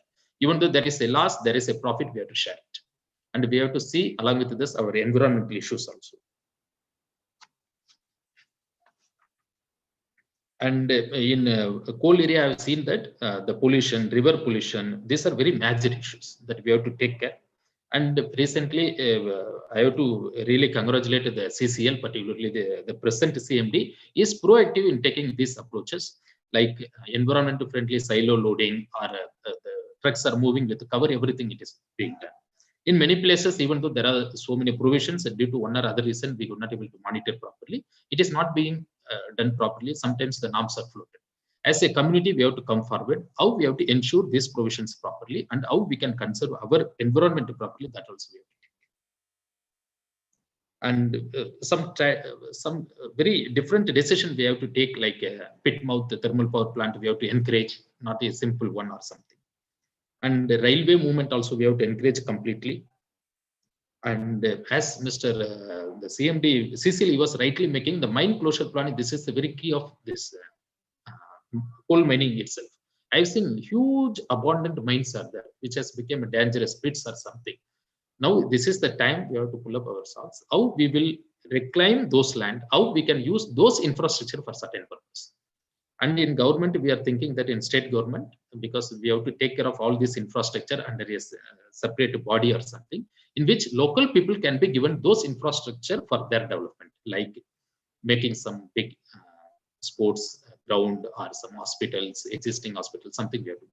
Even some afforestation program also we can do, where the big costly trees or some livelihood trees can be planted. Local people can get the benefit out of that. These are the things we have to encourage it. Now the DMIT fund, it has become handy in our hand. The only problem with that is such a huge fund. The funding of the district itself is maybe 50-60 crores in a year under collected directly. If you club all other departments, then it will come very huge amount. But if you see direct control by the collector itself is maybe 50-60 crores in a year. But suddenly is getting into 300-400 crores per annum. Now it is very difficult for us also to plan properly, to implement properly, to execute properly. But still, the district administration in Jharkhand and other states also, we are working very hard how effectively the fund can be utilized for the benefit of the local. As the study is also saying, the health infrastructure, education, and other infrastructure, it should be promoted through this fund. I hope that in coming years, definitely all the stakeholders like government, policymakers, like the companies, including PSU and the private companies, like researchers, like the NGOs which are making study or something, then all other stakeholders, local public, we have to come together. The study, the just transition in India should be a transition with justice in India in coal mining industry. With these words, I will conclude. Thank you very much, Mr. Srinivasan. I think the main issue that I will take from your opening remark is that we have to re-look at profitability in a much wider sense than just the balance sheet of coal company. I think the other point that you made was, in fact, that discussion I had with the chief minister once on what will happen to the infrastructure and reclaimed mine areas. And he was also very clear, as you said, that once certain reclamation is done, it can be handed over to the community for economic activities and other things. So I think this is a very, very proactive policy that Jharkhand government is planning to roll out, where reclaimed mine area can become a big asset for the community itself for economic development and social development. So thank you very much. Now I'll request Kuntla Lahari Dutt. Kuntla is a very old friend. She is right now a professor of resources, environment and development at Crawford School of Public Policy, Australian National University. I know Kuntla because close to 12 years back, I think more than that, Kuntla did a study of cyclewalas of Jharkhand, who the coal gatherer and seller.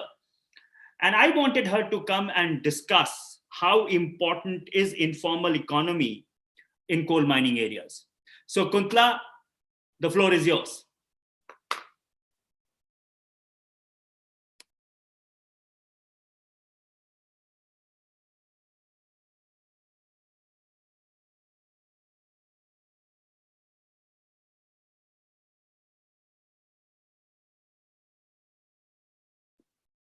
Kuntla, you are muted right now. Right, okay.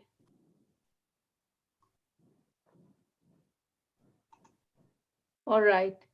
Thank you very much. Thank you for that lovely introduction, Chandra. Can you all see the screen? So yes, thank you very much. And I really like the spatial approach in the report from Shruti's presentation. And I think that it will be a very good report when I read it. So in this presentation today, I want to step back and ask some basic questions. Questions such as what kind of justice, whose transitions, and from where to where.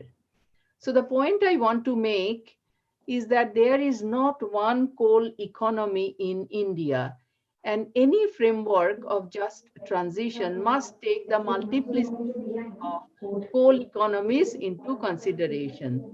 I show that there are 4 coal economies in India and with varied degrees of legality and formalization.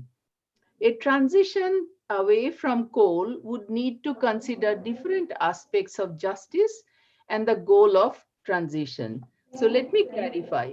The concept of justice ingrained in the idea of just transition is intimately linked to morality, not simply laws.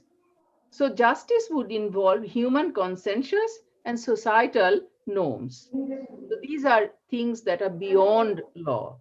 The 4 types of justice that we need to consider are procedural justice, distributive justice, retributive justice, and restorative justice. Now, in just transition, we want to make sure that in trying to bring environmental justice through decarbonization, we do not hurt some groups of people. So we want to ensure social justice. But at the heart of social justice lies the redistribution of power. So this redistribution is possible by following 5 key principles. So access to resources, for example, equity, diversity, participation, and human rights. So as to the goal of just transition, we can identify different forms of green economies. So where do we want to go after transition? So on the one hand, there is what Ashley Dawson describes as green capitalism. And this genre of thought is seen in mainstream policy approaches that aim to create more sustainable economies or green economies, but they apply the instruments such as investments, market-based interventions, and technological development in renewable energy and low carbon sectors. So on the other extreme, on the other hand, activists and environmental movements, rights-based movements challenge whether a focus on high growth can in fact be sustainable. And they propose alternative visions for economies that are based on sufficiency, solidarity, and well-being. So if you look at this slide that I have presented on the screen today, this is a little bit old data, but it would see that there is a coal mining, Coal India Limited produced coal, which I describe as national coal. And then there is a neoliberal coal, which is produced by the private coal mining industries. And then there's subsistence coal, which is described by the the cycle wallas that Shruti was talking about, the picture that that Dr. Mashelkar loved so much, the picture of poverty and absolute people living on at the baseline.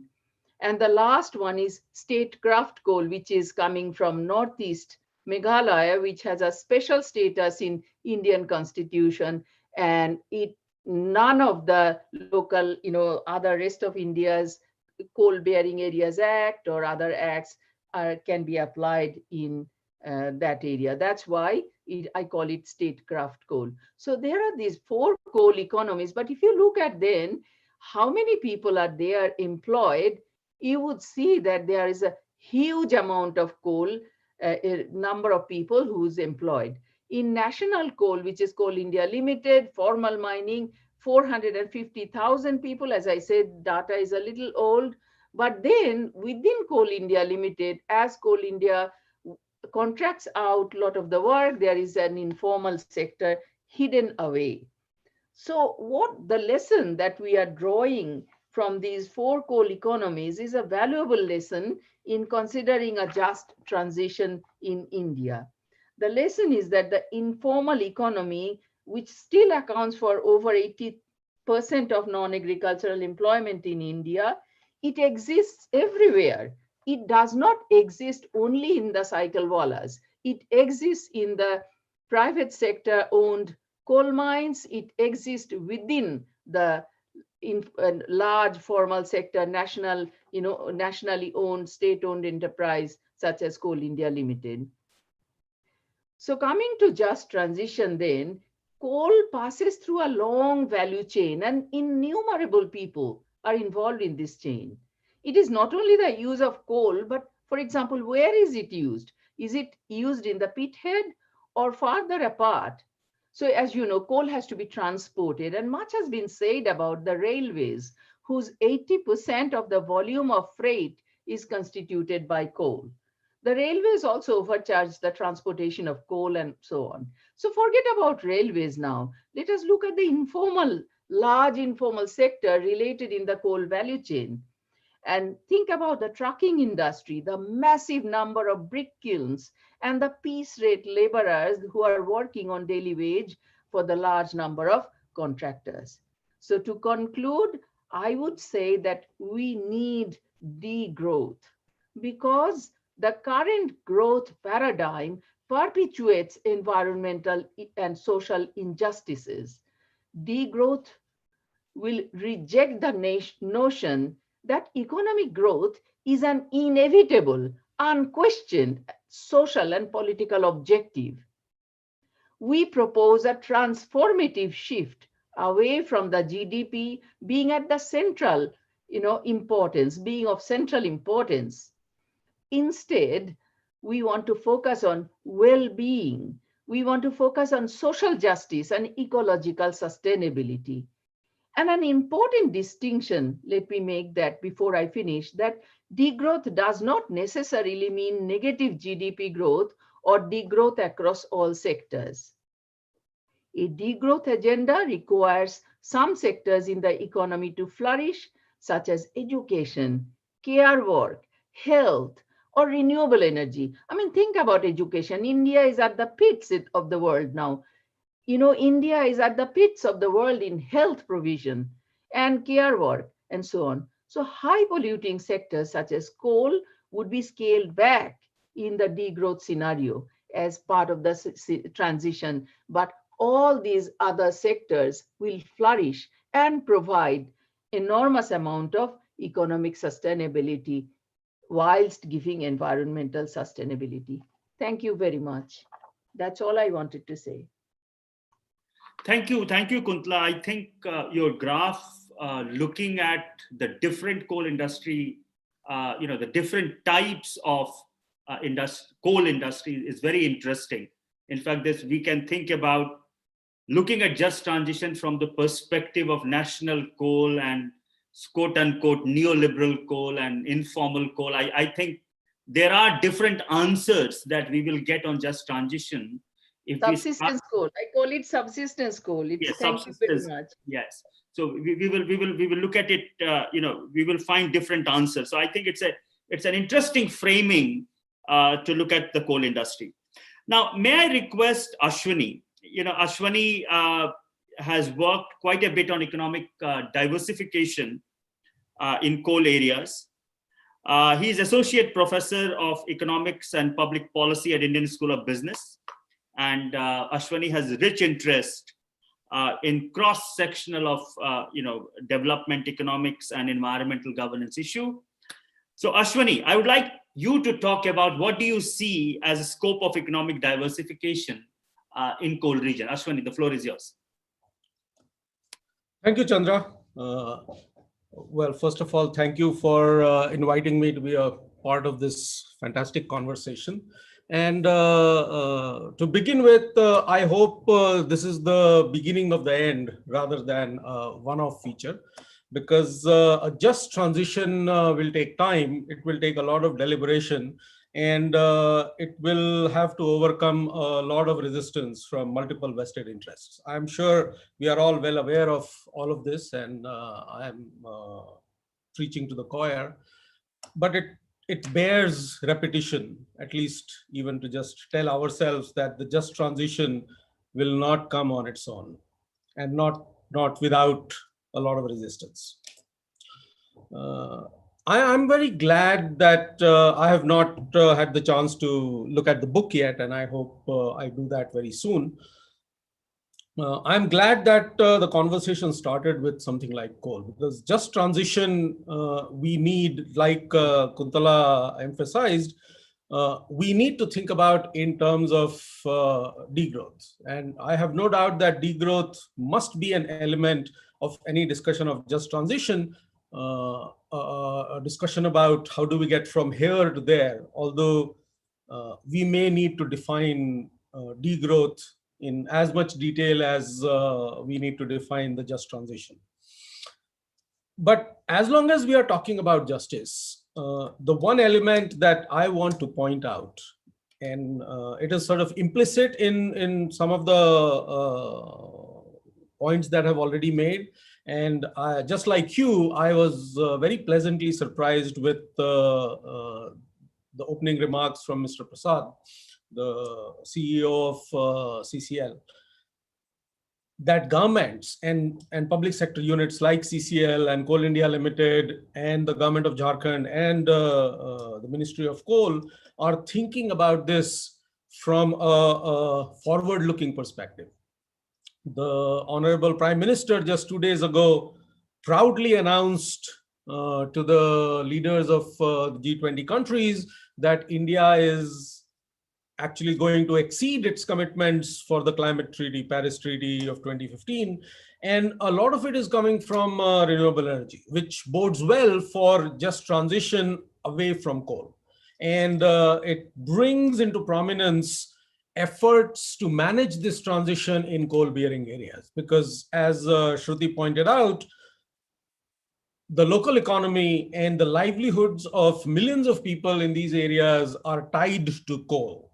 And if coal was to go away, no matter how slowly, we will have to think about how to manage that transition, how to enable that transition to ensure that it is just, including a definition of just.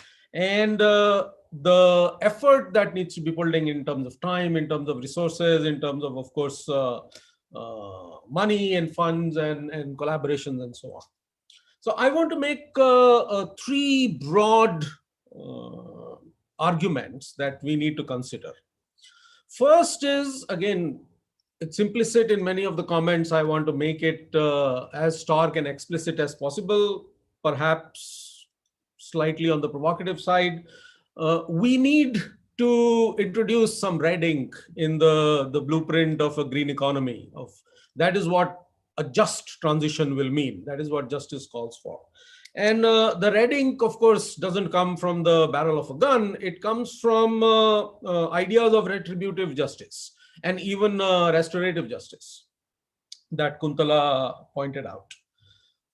I'm very glad that the government of Jharkhand and the Honorable Chief Minister Hemant Soren is already committed to expanding avenues for returning land to communities, whether it is in terms of community forest resource titles under the Forest Rights Act, or in mining coal-bearing areas act, where mines are closed and handing it back to communities.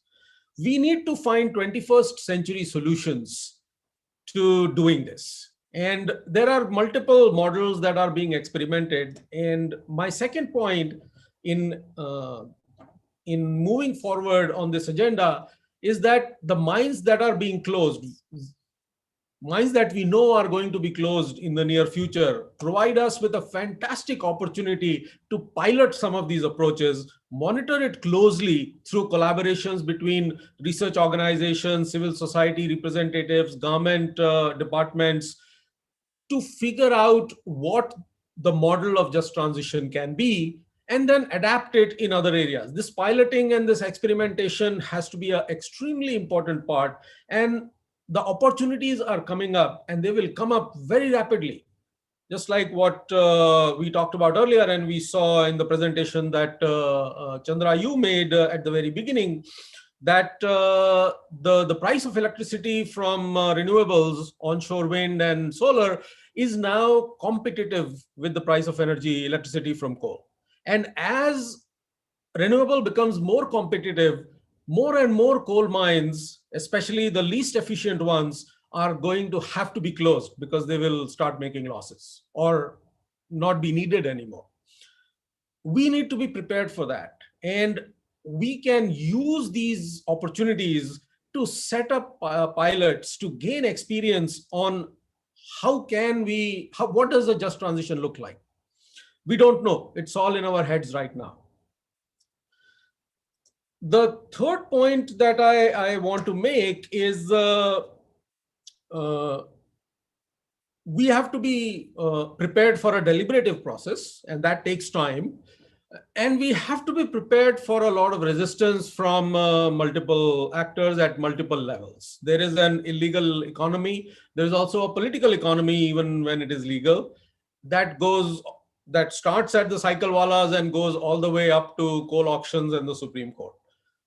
We cannot be blind to this reality. And whatever pilots we design have to accommodate this while also pushing the envelope on making sure that the transition is just. It can take multiple forms, but it must involve local people as stakeholders, not just in terms of consulting them or asking for their opinions and consent, but also as holders of equity, either in the form of community titles to reclaimed mines or to common land, forest land that they can then use as collateral or capital to build livelihoods of an alternative kind. But we must ensure that the people who are going to lose their livelihoods are equal participants as those who hold equity in the future, rather than just as someone who will be consulted or who will participate verbally in these processes.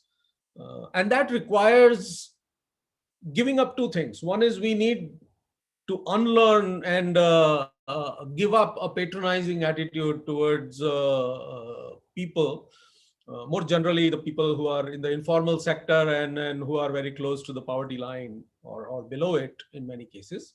And in addition to giving up the patronizing attitude, we also need to sort of assume more risk, that some of the decisions that these people and these communities will make will be bad, and that there will be a learning curve. And what we need to do is ensure that they have opportunities to make the mistakes and learn from them while they are undergoing the transition, which is more just than the alternative.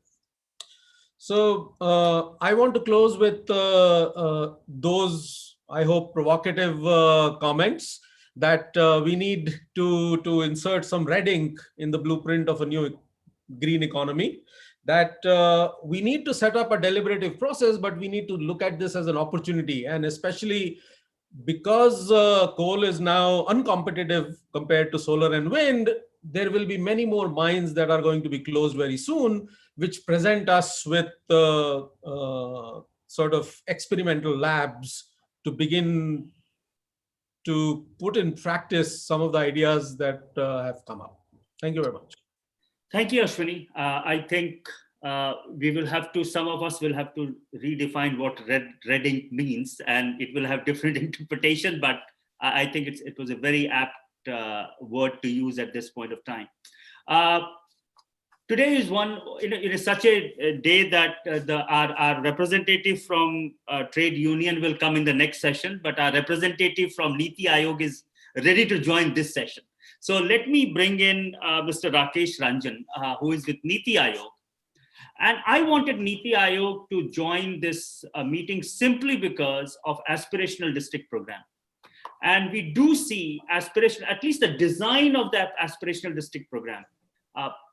We have not evaluated the implementation in such a great detail, but at least the design part of Aspirational District Program seems very apt for just transition, because of the nature of the program, which is convergence. It tries to converge a lot of government, central and state government programs at the district level. And we do see huge potential of the convergence program in just transition. So We have with us Mr. Rakesh Ranjan, who is a senior consultant with Niti Aayog. He actually works very closely on aspirational district program. And I would like to bring Mr. Ranjan to discuss just transition and aspirational district now. Mr. Ranjan, the floor is yours.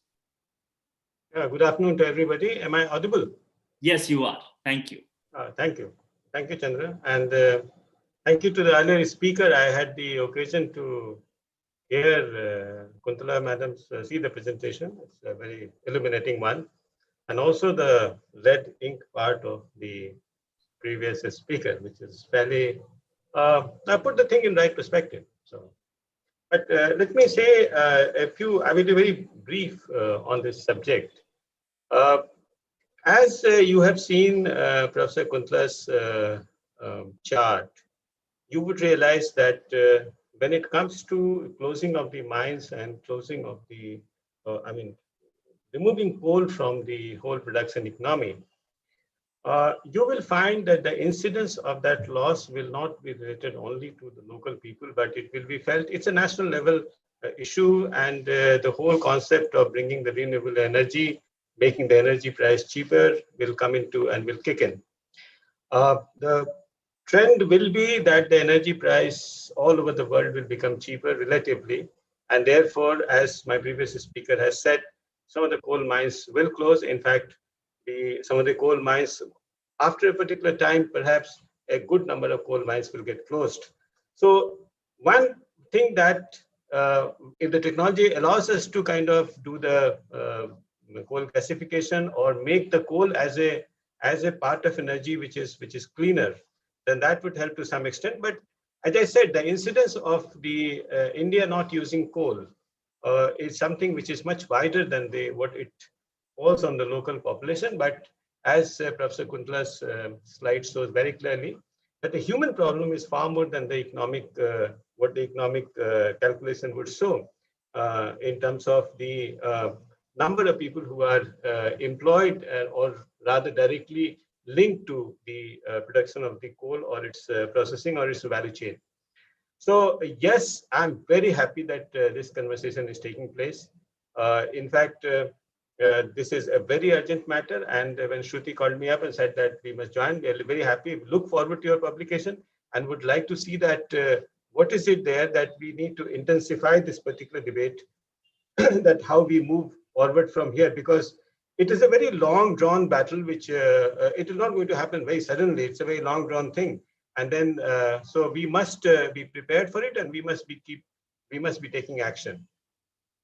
I have a very limited approach on this pertaining to the Aspirational District Program. Let me tell you that we feel somehow that the genesis of the problem of the unequal distribution of the wealth in India is far more manifest when it comes to the unequal distribution of the education and of the health, because it is something which has become so it is so much there that its implication, the implication in terms of the earning capability of the people, the population as such, gets greatly affected. Children who are coming from the schools with very poor learning outcome, or children who are born of the mother with a very poor nutritional status, are unlikely to compete with the children coming from the well-off family or internationally, where health and nutrition, the countries have made a major progress. And therefore, keeping that in mind, what we felt was that what is there in the realm of the government in the first place, let us try to kind of streamline that. And that is the genesis of the Aspirational District Program, that we identified India's one of the tough pockets, which are relatively speaking underdeveloped in terms of the social indicator, and bring in a system of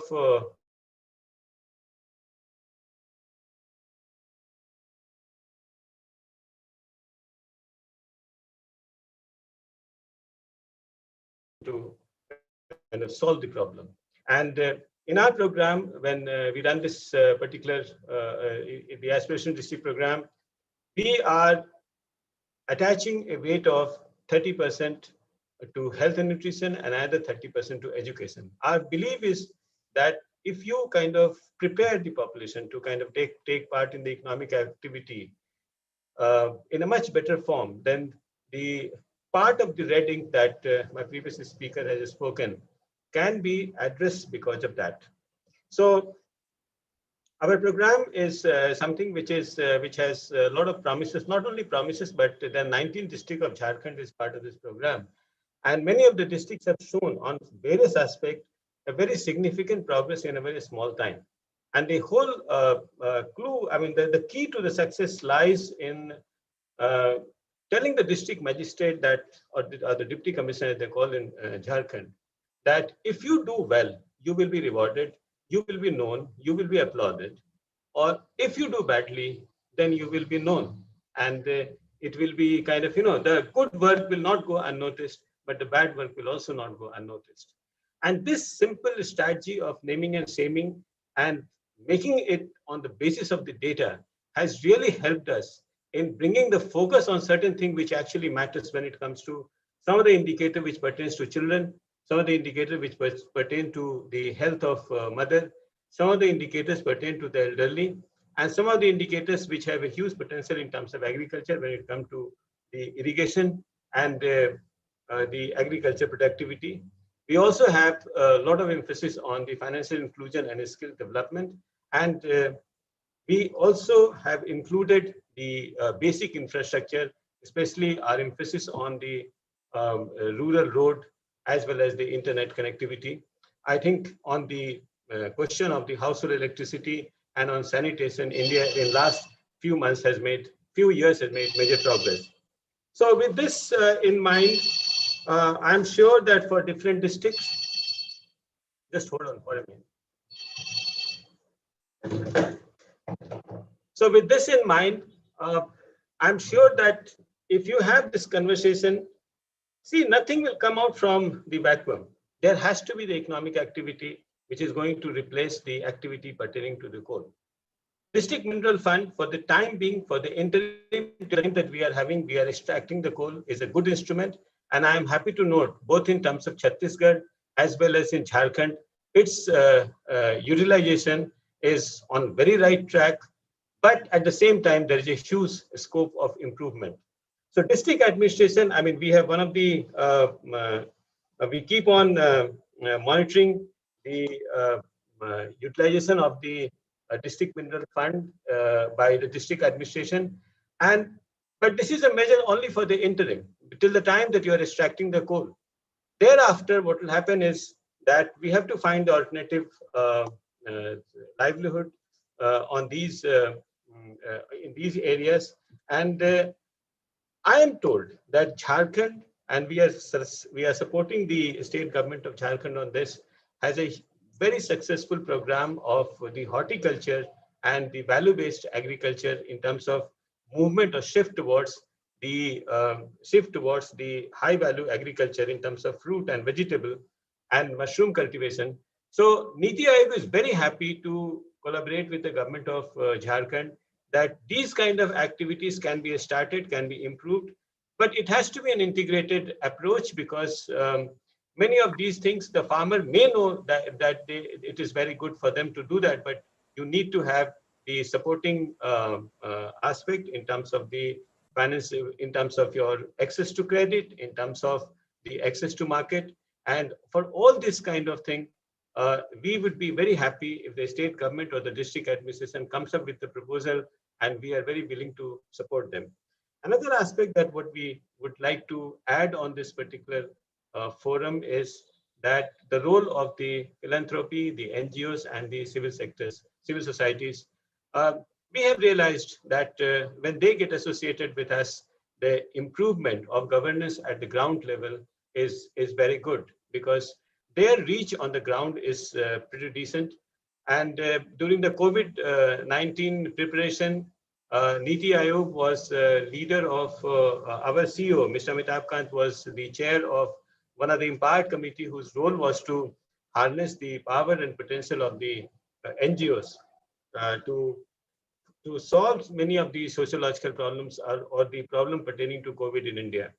And what we suggested to all district administration was that you create a platform on which you bring most of these organizations together so that you can work on a sense of a strategy and you do not do duplication of the work.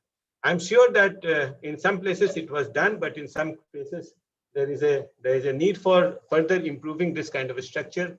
So my appeal to all those people who are in these sectors are to get in touch with the district administration and to demand that we need a platform on which we can work in a strategic manner in partnership with the district administration.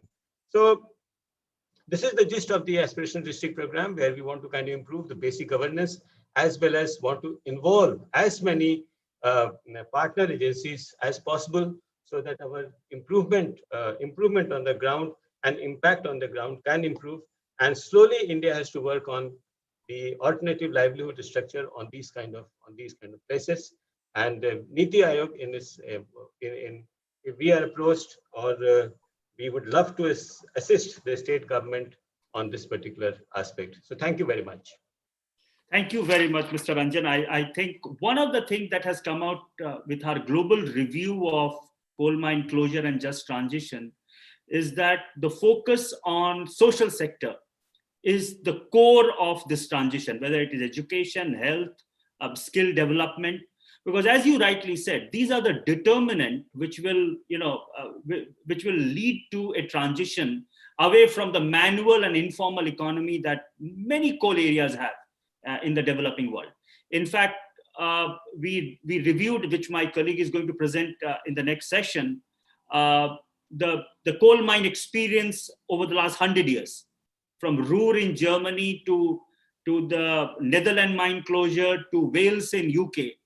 And what comes out quite clearly is how similar is the focus on social sector. And everyone is very clear that if you want to move from primary sector and diversify the economy, education, health, and infrastructure, from electricity, water, and connectivity becomes very, very important. So I think, this is why we were very excited to review Aspirational District Program.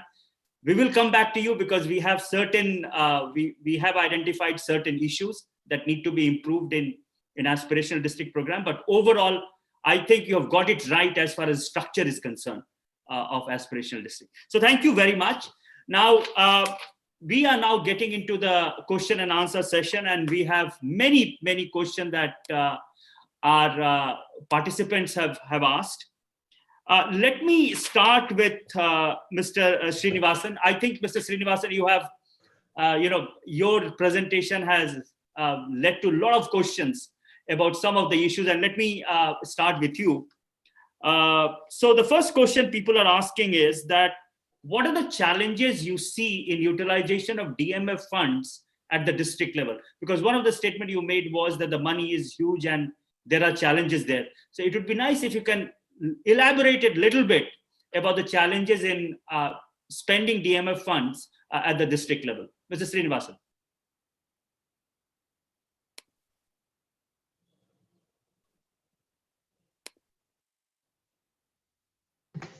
Yes. The DMF fund, it was introduced in the year 2015, and the DMFT rules was made in 2016. Almost in all the states of India, we established the trust in the 2016 only. It means only in the last 4 years we are operating the fund. The fund in a district which we are getting, it is directly proportional to the royalty what we collect. Yep, 10%, 30% of the royalty. For example, in Jharkhand, last few years, we collected around 6,000 crore. Out of that, around 4,000 crore we collected only from 6 or 7 districts. So comparatively very huge fund, it is available in few districts. For example, Dhanbad, we are collecting around 1,000 crore or 1,200 crore. The adjoining district of Giridih, even bigger in geographical or something, it is collecting maybe 50, 100 crores or something. So the availability of fund is very huge. And the infrastructure which is available at the district level, the trust is being manned by the district collector and other senior officers and along with the public representative. It is not that much, we could not able to train it properly in the last few years, but now we are seriously working on that. How we have to make a kind of sustainable planning for the future also with the available fund, through which how we can make a kind of livelihood for the affected people of the area, even directly affected or indirectly affected also. And recently in a review meeting, our government has taken a decision. It is not simply following the rules of DMFT. The adjoining area also, maybe the border area of a district is doing mining, the effect may be the adjoining village of the another district. But our rules provide that it is generally available the fund with the actual geographically located mining district. That also we are slightly looking into that, how it can be given to the adjoining district also. So directly or indirectly affected. These are the things we are working out. And we want to create a separate planning division for DMFT for implementation in the state level and also the district level, along with the technical people also that we are working. Okay. So thank you very much. I have a question for Mr. Prasad. Mr. Prasad, the question is,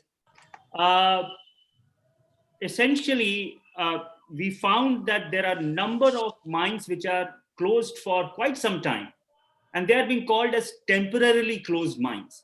Can you please explain whether those mines will ever be opened or they are in the process of being called completely closed? So this midway definition of temporarily closed mine, it would be nice if you can explain it a little bit, because some of the mines that we looked at were actually closed for years, and they were called as temporary closed mines. Can you please explain that issue? Yes, yes. Some of the mines, say for example, Katara, Sirka, and Giridi, Kabribad, mines are pending for want of EC. We applied for TAR, and from Ministry MOF, there was a circular also. Once any violation is done, more than the capacity, any time production has been done, that mines were closed for that. And recently they have issued one amendment also. Even if you do violation at that point of time, from 93, 94 level, you can do the production. So these mines, about 6 mines, including Pundi of CCL, are stopped temporarily for want of EC, TAR, and consent to establish. Once we get that EC, we will take the consent to establish and consent to operate from Jharkhand Pollution Control Board, and then we will start working. But I mean, these are closed for very long time, some of them. From 1.5 years, 2 years, but it is almost in final stage. One recent guidelines out MOF has circulated. You can operate at 93, 94 level. Once we receive in minutes, we will apply to consent to establish and consent to operate from Jharkhand Pollution Control Board. And what happens to the workers in temporary closed mines? Where do they go? Temporary closed mines, since all are permanent workers, they are not being affected. And the informal worker? Informal workers are very less. These are old mines, and in that area, a group of mines are working already in operation. So these informal workers are being deployed. There is no loss of finance for any individual worker category, both company and informal. Okay. I have a question again for Mr. Srinivasan. The question is that and it relates to your comment on forest clearance, why there are so many violations in getting forest clearance, for example, on issue of consent from Gram Sabha. And so the question is, why do you see such violation in getting forest clearance, and what we can do to improve the situation?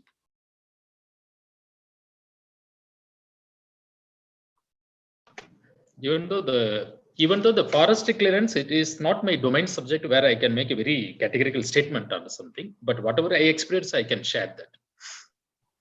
The getting forest clearance itself is such complicated, getting a Gram Sabha consent, and the conditions what we are getting during environmental clearance. If you go through the environmental clearance conditions or pollution control clearances or forest clearances, if you go through simply as a common man, it is very difficult to analyze whether you have complied it fully or not. It is a kind of, what do you say, a kind of theoretical, I can say. I must openly tell this. There are so many, if you see that there is a safety zone should be maintained along the mines, which is a 6 meter wide. If there is a width of mine itself in some places 12 meter, both sides, if you keep the 6 meter safety zone, you cannot run at all. Theoretically, if you go through these things. So I completely agree with the point, forest clearance, environmental clearance, everything should be properly maintained. That's why the common cause judgment was delivered by the Supreme Court.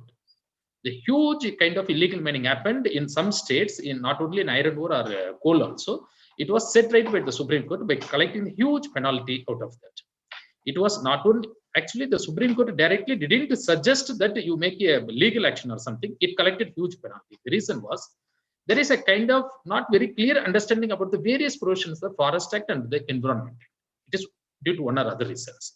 Now slowly we are firming up our stand that properly how we have to do that, we are moving ahead. So I hope in the future there will be a very clear-cut picture in which we can go along with the mining, and also we are conserving the nature also. Thank you. Okay, let me come to a question from actually both Kuntala and Ashwani can answer that question.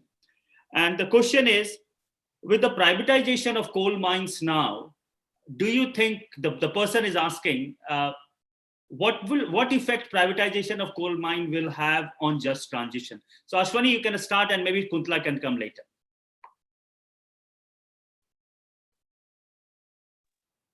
Thank you, Chandra. I think one way or the other, there has to be privatization, right? Even what I had suggested in my comments, just transition must involve local people as equal participant and potentially as holders of equity in the transition, which could be equity in the land as a share of property and so on. So there is no reason why we cannot also think of, when we privatize coal mines, the people who are already involved in the coal economy should not hold some equity in whatever economic activities proposed through the privatization. And when the government gives out land, Taj Mansingh in Delhi is standing on NDMC land, and NDMC takes a license fee and it's equity. Andhra Pradesh Industrial Investment Corporation gives out land to private sector, and they hold 26% equity in the resulting enterprise. So there is no reason why privatization cannot be done in a way that provides equity for local people. And there are plenty of opportunities and plenty of examples of how to do that. Second, without involving local people, even the private players are not going to work. They are not going to be able to operate. They are not going to be able to operate profitably. So I believe that in some perverse way, private actors are more susceptible to social pressure for reputation's sake, for sort of, it's easy to target them through consumer action in many cases than targeting government actors. Coal India is much more resistant to consumer protests than Jindal's or Adani's are. So I'm not saying that we should therefore privatize all and Coal India should be disbanded. I mean, that is not where I'm trying to go. But there are ways in which we can plan this transition through the privatization process as well. But eventually the red ink part is that the government has to divest, whether in favor of local people or in favor of private sector or a combination of both. The government has to give up its stake because that is the future. Okay. Kuntala? Thank you, Chandra. Thank you for targeting that question towards me. So I wanted to just say that, sorry, Ashwini, I do not agree with you. So yeah, why do I not agree with you? Not that I'm a big supporter of Coal India Limited. You know, it is a government agency, and it is also operating within, you know, pretty similar, you know, laws, and I don't think it is getting any, you know, making any special you know, role for itself. It hasn't done that. Maybe in the 80s or, you know, early 90s, but for a long time it has acted as a profit-making company as much. But the idea that a state-owned enterprise would mine coal is only valid in China and India. You know, in India there is a Ministry of Coal. Only in UK, at the peak of industrial revolution, there was a separate Ministry of Coal. This is something we have to understand. Coal has an iconic role in India. It is a very special thing. It is not just a fossil fuel for India. India's psychological dependence, India attributes a national status, asset status. A Coal India Committee report in 1930 described coal as a national asset, and it remains as a national asset. Dominance of Coal India. This is something, India is a coal nation. It's a coal nation. So that no matter whether there are privately owned enterprises or state-owned enterprise, it will, what I am trying to say is that because it has an iconic status, there is a legal infrastructure has been built around coal to facilitate its mining. So originally it was that legal infrastructure helped Coal India Limited, and now that very legal infrastructure is helping privately owned enterprises, and that is unfair. That's really very unfair, where the government is facilitating coal mining enterprises, coal mining companies. So let us have a look at where else we can see. As I said, in rest of the world, besides China and India, there is no, practically none, not very important state-owned coal mining companies. There might be others, in Russia, for example, but let's put them aside. They're not that important globally. So in Germany, for example, where they have stopped coal mining in Eastern Germany, which was the primary coal mining area, the government is sending subsidies into the depressed regions to develop these alternative sectors. Because renewable energy won't come in the coal mining areas. We know now that, looking at India, we know now that renewable energy will develop in other parts of the country. That's why I liked that spatial approach that Shruti presented in her work. So what is happening is that private companies are not under the proper control of the government. The government has not a lot of wherewithal to control the activities of these mining companies. On the other hand, the infrastructure, legal infrastructure that the government has created is being taken advantage of by these mining companies. I mean, tell me, how can a privately owned mining company go into Jharkhand and take land? Whereas we know that much of the land in Jharkhand should be inalienable land. As Chandra knows very well, he wrote about that in his Rich Lands, Poor People document, the famous book that he actually spearheaded. So this is the problem. I think the problem is not whether it is private companies will solve the problem, take it to just. I think the problem is that business as usual mentality. We need to look at all these legal infrastructure. We need to look at the informal sector. We need to look at, care work. We need to upgrade the education, health infrastructures and so on.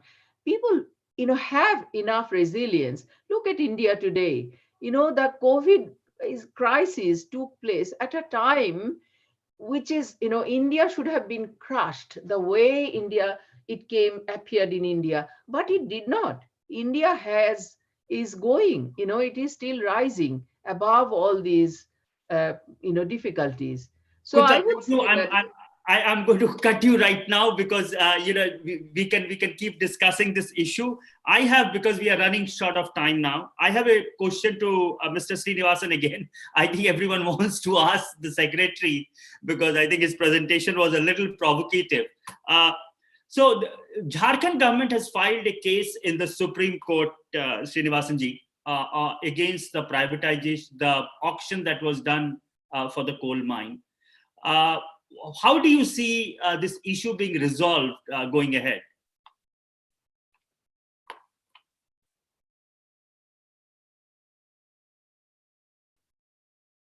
Mr. Srinivasan?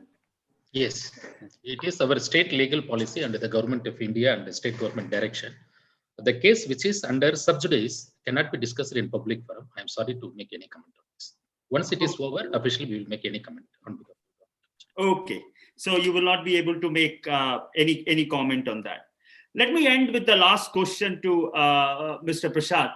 Mr. Prashad, you said that there is, all the coal mines have to now give 9 lakh rupees per hectare as mine closure in an escrow account for closure of the mines.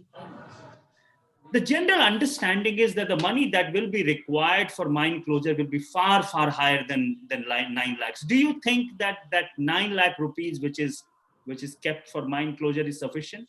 Yes, yes. 9 lakhs per hectare. If a Yes, 9 lakh rupees per hectare.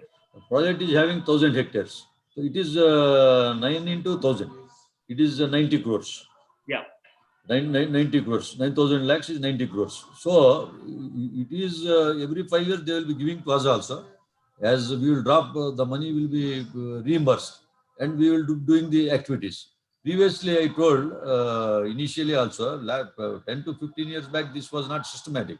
Now this systematic approach has been taken care, and the controller of mines will be visiting the mines, inspecting, and we have to keep a third-party audit like a SIMFER or IIT ISM or CMPD. Other third-party agency will be auditing this. So this with this approach, definitely we will be doing, and some backfilling as the mine progresses. Backfilling also we have to do compulsorily. Otherwise, the lead of the dumpers will be more. So some 60 to 70% it is being done like that. Next 30% we have to do in a systematic manner. Okay, so I think the session is we have overshot the time for this session, and therefore I would like to thank everyone, all the panelists. I think we had very rich and actually quite positive discussion on both mine closure and just transition. I would like to thank Mr. Srinivasan, Mr. Prasad, Kuntala, Ashwini, and Mr. Rakesh Ranjan from Niti Aayog for joining this panel, and especially my colleague Shruti for giving an excellent presentation on our study. Thank you very much. We will be back in 2 minutes with the next session, where we will discuss the global aspect of just transition and what India can learn from the global experience. And my colleague Shrestha will lead that session. Thank you very much. Thank you.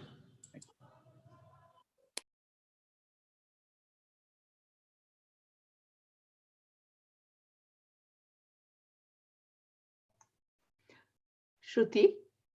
Oops.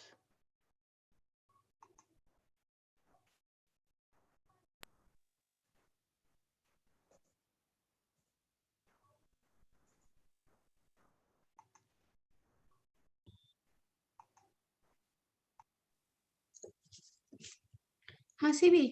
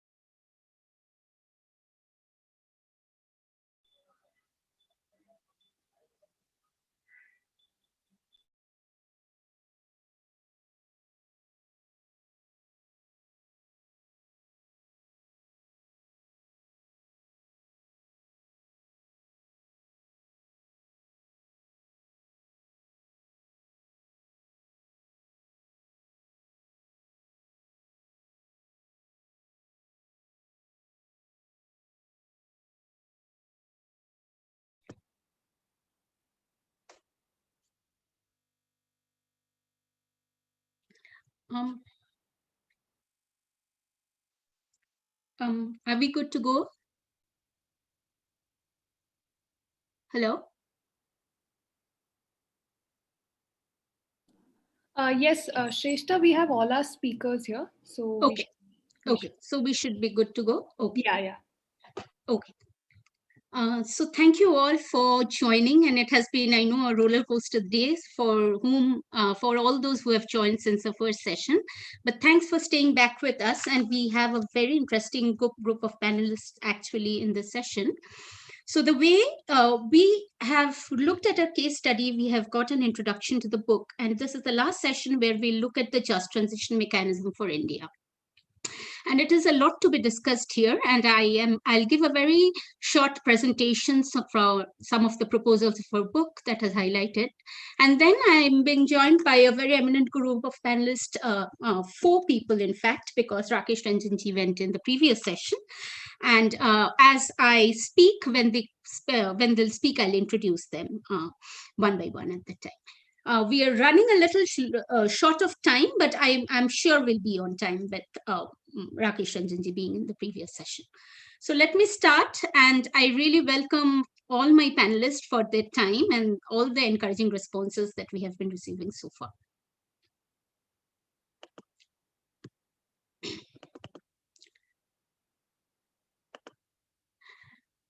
So before I go into what a just transition mechanism for India can be, there has been a lot of discussions actually in the previous session what the global experience have been in some cases. And I'll touch base on 5 key points of the global experience because it leads us to what India must look into the future. Number 1 is that in the Western world, we looked at case studies of Canada, we looked at Germany, we looked at Netherlands, Spain, UK. And what we have found is in the beginning, in most of the cases like Germany, Netherlands, and UK, the coal mine closure has been triggered by unprofitability of the industry. But what has happened in very recently and in the due course of time is that after the Paris Agreement, the just transition debate got a lot of momentum, and these countries have announced coal phase out policies and plans and a number of just transition measures, and it's evolving every day, in fact. Another key learning has been that the transition planning and financing in most of the countries of the global north, where we have most of the case studies from, has been focused on the formal workers and the formal economy, given the structure of the coal economy in these countries. 2 very key learnings that come out from all the examples that we have looked into in the book is that just transition is no short-term thing. And actually Rakesh Ranjanji mentioned that we really need to start preparing for it now. It will be a long haul. And it is true, like in Germany, rural areas, which is one of the best case examples of just transition, it took 50 years to close the mines. It started from 1968, and the last mine could close in only 2018 to ensure that no job loss happens and the economy doesn't suffer, neither the local community. Finally, there will be huge financial requirement for just transition. And this is the most debatable topic right now in the just transition discourse. And this year, the German government has earmarked $45 billion to phase out coal by 2038. In fact, so it's for 18 years, this fund has been created. In Alberta, Canada, if we look at the case, $45 million has been earmarked for one province. So that gives us some sense of the kind of money we are looking into when we talk of just transition. Now, coming to the Indian context, we have a little bit different picture when we look into the Indian coal economy. First of all, I'll start with the policy discussion. There has been, in fact, no deliberate policy discussion on coal phase out. And from the previous panel, we could see that there are very diverse opinions on this, how it can happen, should it happen, all these things. So there has been actually this kind of, sometimes extreme views also have prevented a deliberate policy discussion on the issue. Something Mr. Bhushan already mentioned in his presentation is that the national picture of the coal economy is very different from the subnational level. And this is where India must focus on, because national, there is a confidence that the coal sector is growing and it will be there for some time.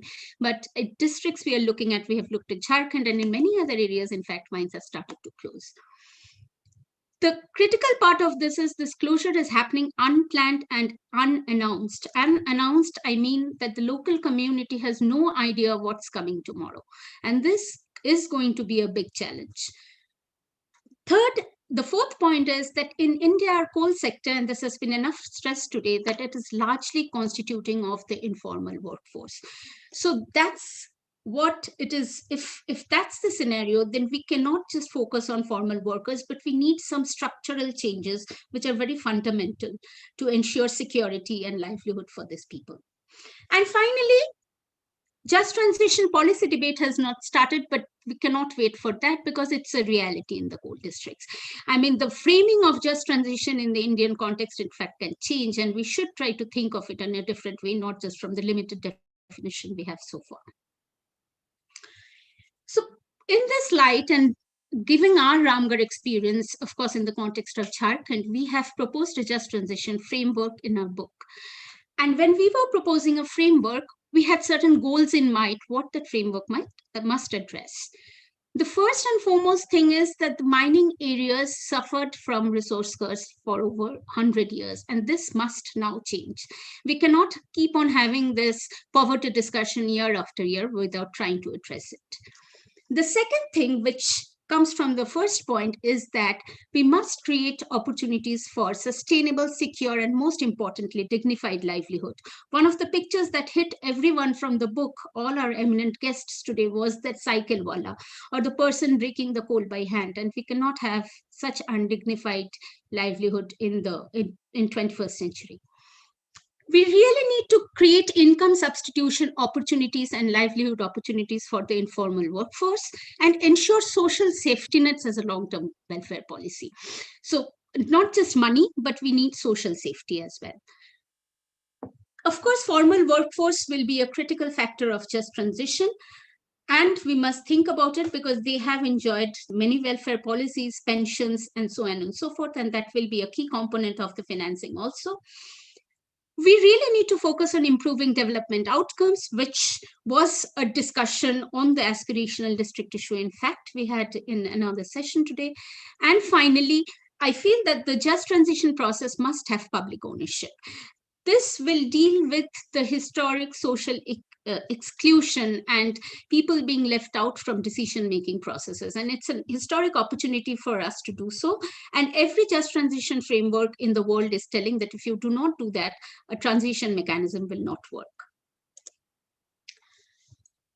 The book has proposed 8 pillars of just transition framework. And these are big frameworks under which we have identified a number of elements, and I'll touch base on some of those elements in the coming slides. The 8 pillars will be the national and state government support will be very critical to support this kind of transition. We'll need a diverse coalition of various actors, and particularly not just a very centralized coalition, but it must reach out to the locals. So the local engagement will be critical. Effective communication strategy, and this will be very, very important because how people will perceive a coal transition given a history, even a country who has seen 250 years of coal mining and which shaped people's psyche in many ways in these regions. We'll need to have an economic diversification plan, but at the same time, it must have considerations of social security.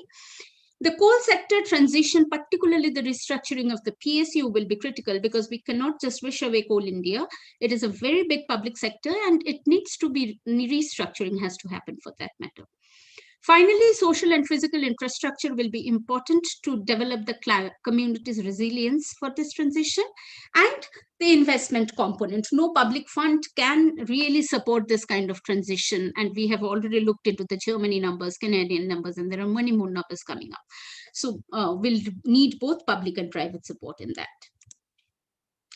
Now, to implement these pillars and the various elements of these pillars that the book talks about, we have identified the role of the various actors. Now, in this context, particularly since government has to facilitate this, I will just outline the role of the center, state, and the local level government, the district government in this. And then, of course, all of this government has to work together with various actors, such as the political members, the unions, the local community, the civil society organizations, researchers, so on and so forth.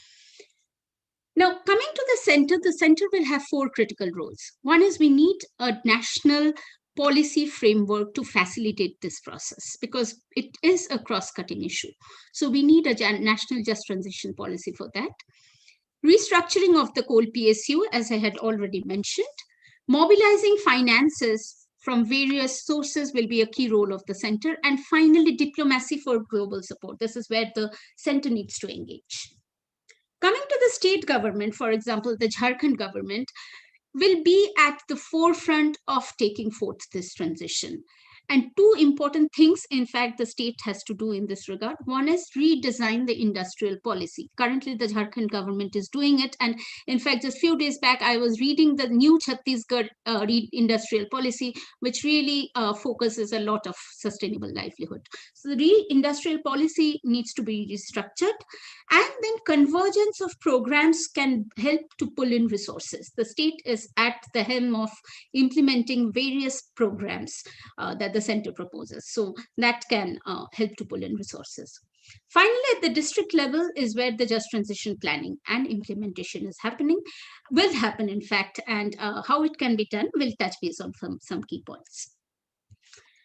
Now, one point I wanted to emphasize on is the national just transition policy that we have proposed in our book. We have identified 5 key components of this policy, and of course, it's a work in. I would say it's evolving, and we can add more points. One of the important thing will be a coal phase-out policy and plan, which must be part of this just transition policy. It is because the Western experience has shown, and many other countries are showing, that you need to have a coal cap. If you do not have a coal cap, you cannot plan a just transition timeline. At the same time, you need to have a plan for coal mine closure in a phased way. And this the center can give the guidance, because various districts have different mine lives, different kind of resource potential, but the state then has to fine tune it for mine closure. The second thing is there must be policies and incentives for clean energy substitution. And this we already have it, and I'll leave it to Ashok Srinivas from Prayas Energy Group, who is joining us in this panel to comment more on this. At the same time, we need to have a coal power phase-out plan, which is aligned with the coal phase-out plan as well as the RE policies we are talking of.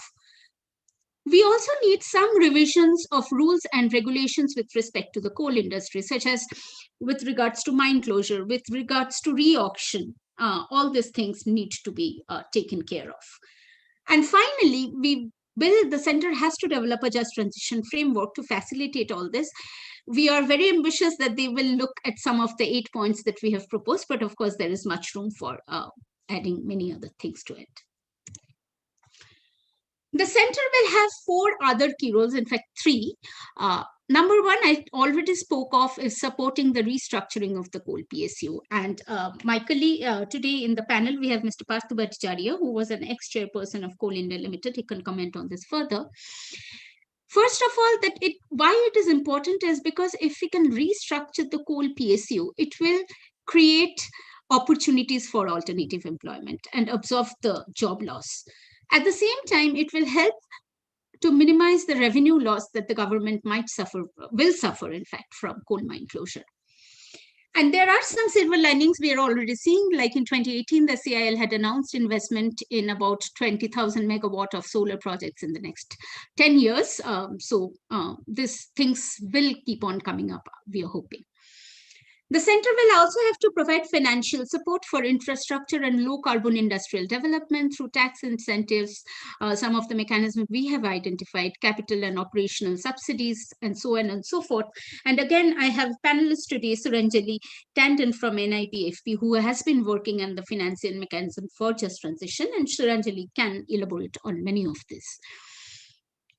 We this is something which is also coming up, that just transition financing can also be encouraged through banks, investors, and other financial institutions. And very recently, just in November, in UK, actually 24 banks, investors, and financial institutions have come together to finance just transition. So there are many innovative ideas that are coming up. Finally, we feel that there is very little voice from the global south on just transition, and it is an opportunity for the government of India to take leadership in the UNFCCC to push for developing an international coalition and global support system for just transition, because it will not only increase the momentum around it, but also help to pull in resources and finances. Coming to the state government, we have identified the roles. So basically, the state needs to have an action plan for just transition, and it must be a defined time frame action plan, given the time we have left to deal with this critical issue. Every state government has a 5-year development vision plan. Sometimes it goes beyond that a little bit, but the just transition action plan can be aligned with this development vision plan to facilitate sustainable investments, livelihood generation, economic diversification, etc. The state will have to also redesign the industrial policy, as we have already discussed, to steer away from coal. The state can use this public funds strategically available at this level to attract private investments, because that will help to diversify the economy, in fact, because we are talking of the very big sector transition. And of course, we are looking for sustainable livelihoods like agriculture, horticulture, forestry, but we will need industrial restructuring. We will also need to build a broad-based consensus at the state level, and we cannot emphasize any less on this, because there are various interest groups. And Ashwini actually mentioned in the previous presentation session that there is a political economy of coal at this level, and the state has a very, very critical role in building this broad-based consensus, so everyone supports an initiative like this. And finally, the state can pull in a convergence plan to, pull in resources that is available with the government at this level to at least initiate the process of just transition. And we have identified some of the key programs and policies that can be converged to improve the scope to facilitate this transition. And it's quite evident because these are the policies and programs which are largely related to creating sustainable livelihood opportunities, or strengthening the livelihood base for the tribal and marginalized communities, such as under FRA or Aspirational District Program, National Rural Livelihood Mission, NREGA. Of course, it's a minimum support program, but then NREGA works are targeted towards natural resource development. Mine closure and rehabilitation practices. There is the Infrastructure Development Fund, which is there. And finally, industrial development packages. And some of these mechanisms, the government of India has already tried and tested in earlier times. So we really need to just go back to the drawing board and look at this and try to pull in resources. And this is something, a convergence is something, in fact, the center has been looking at with respect to many things. And we hope that this is something comes together for just transition as well. Finally, coming to the district administration and the local level, in fact, we cannot just call it a district administration. We have the very critical role of Panchayati Raj institution members at this level and the local bodies. Here is where the planning of just transition and implementation will happen. And this is where the planning process must be supported. And it's nothing new. I mean, the district planning mechanism has been proposed by the Planning Commission long back. There have been many district planning mechanisms like the Grand Panchayat Development Planning under the 14th Finance Commission, which has given the blueprint of why it must happen and how it must happen. And in fact, Jharkhand has one of the best GPDP plans that was prepared at the time for the local levels. So all just transition planning has to do is go back to this mechanism and create a structure for its own. One of the critical ways to facilitate just transition, at least at the beginning, is using the District Mineral Foundation funds. And this is something the research group that published this book has actually worked on for years now. And we believe that it can be the seed money, because given the amount of money that is required, it can't alone be the big mover of it, but it is definitely a very critical fund, particularly in terms of creating livelihood diversification or developing the social infrastructure, which anyway is the mandate of DMFTs. And this is a very recent figure of the Ministry of Mines, that the latest DMFT funds just with coal districts is more than 20,000 crore rupees, which is about $2.8 billion. Now, this is not too huge, but this fund is growing. And Rakesh Ranjanji actually told that we really should, but this has also a limited time. So the message is that we really need to use this fund till it is there, and not keep on thinking coal mining will happen and money will come to DMFTs. And finally, the district will have to develop a very effective communication strategy and local support system. In fact, there are local centers being developed in various countries to tell the community what they can expect from just transition, how coal mine closure can happen, what jobs they will get, any questions. Because for implementation of most programs, this becomes a big challenge because no one knows what is coming to them. And there is a lot of resistance. So we really need to communicate it with very clearly. And this will not be just at the district level. In fact, it is an imperative for all stakeholders at all levels. So this will be critical to sustain a momentum of this scale of change. Finally, Kuntala had already told this, and yes, the coal face of India is complex. And so the framework that we have proposed is really, really open to discussions and improvement. But this is only the beginning, and we feel it's an important beginning to facilitate the discussions. And today's engagement is showing how important it is.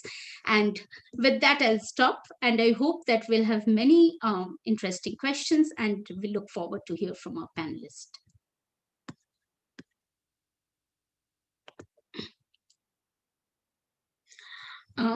So first I'll introduce my panelists for this session. We have Ashok Srinivas from Prayas Energy Group, who is a senior fellow, and Ashok has for years extensively worked on energy access, energy efficiency, transition, and in fact, Ashok is currently also looking into just transition. We have Suranjali Tandon. She is an assistant professor with the National Institute of Public Finance and Policy, NIPFP.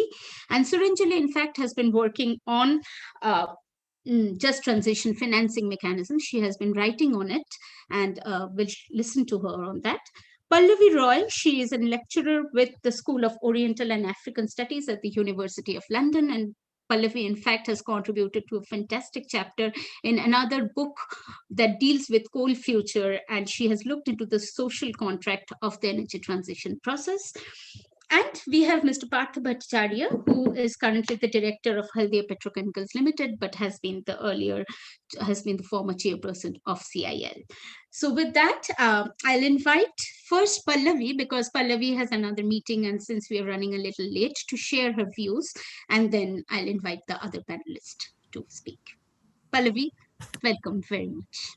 Thank you so much, Shrestha. It's a pleasure to be invited here. It's a pleasure to be interacting once again with work on coal in India. In my past life, I used to be a business journalist, and I used to cover about 15 years ago a lot of mining, coal and iron ore related policies. So when Rahul and Anurag at Brookings got in touch to contribute to this chapter, I really jumped at that opportunity. So most of my presentation today is actually based on the chapter that Shrestha very kindly introduced.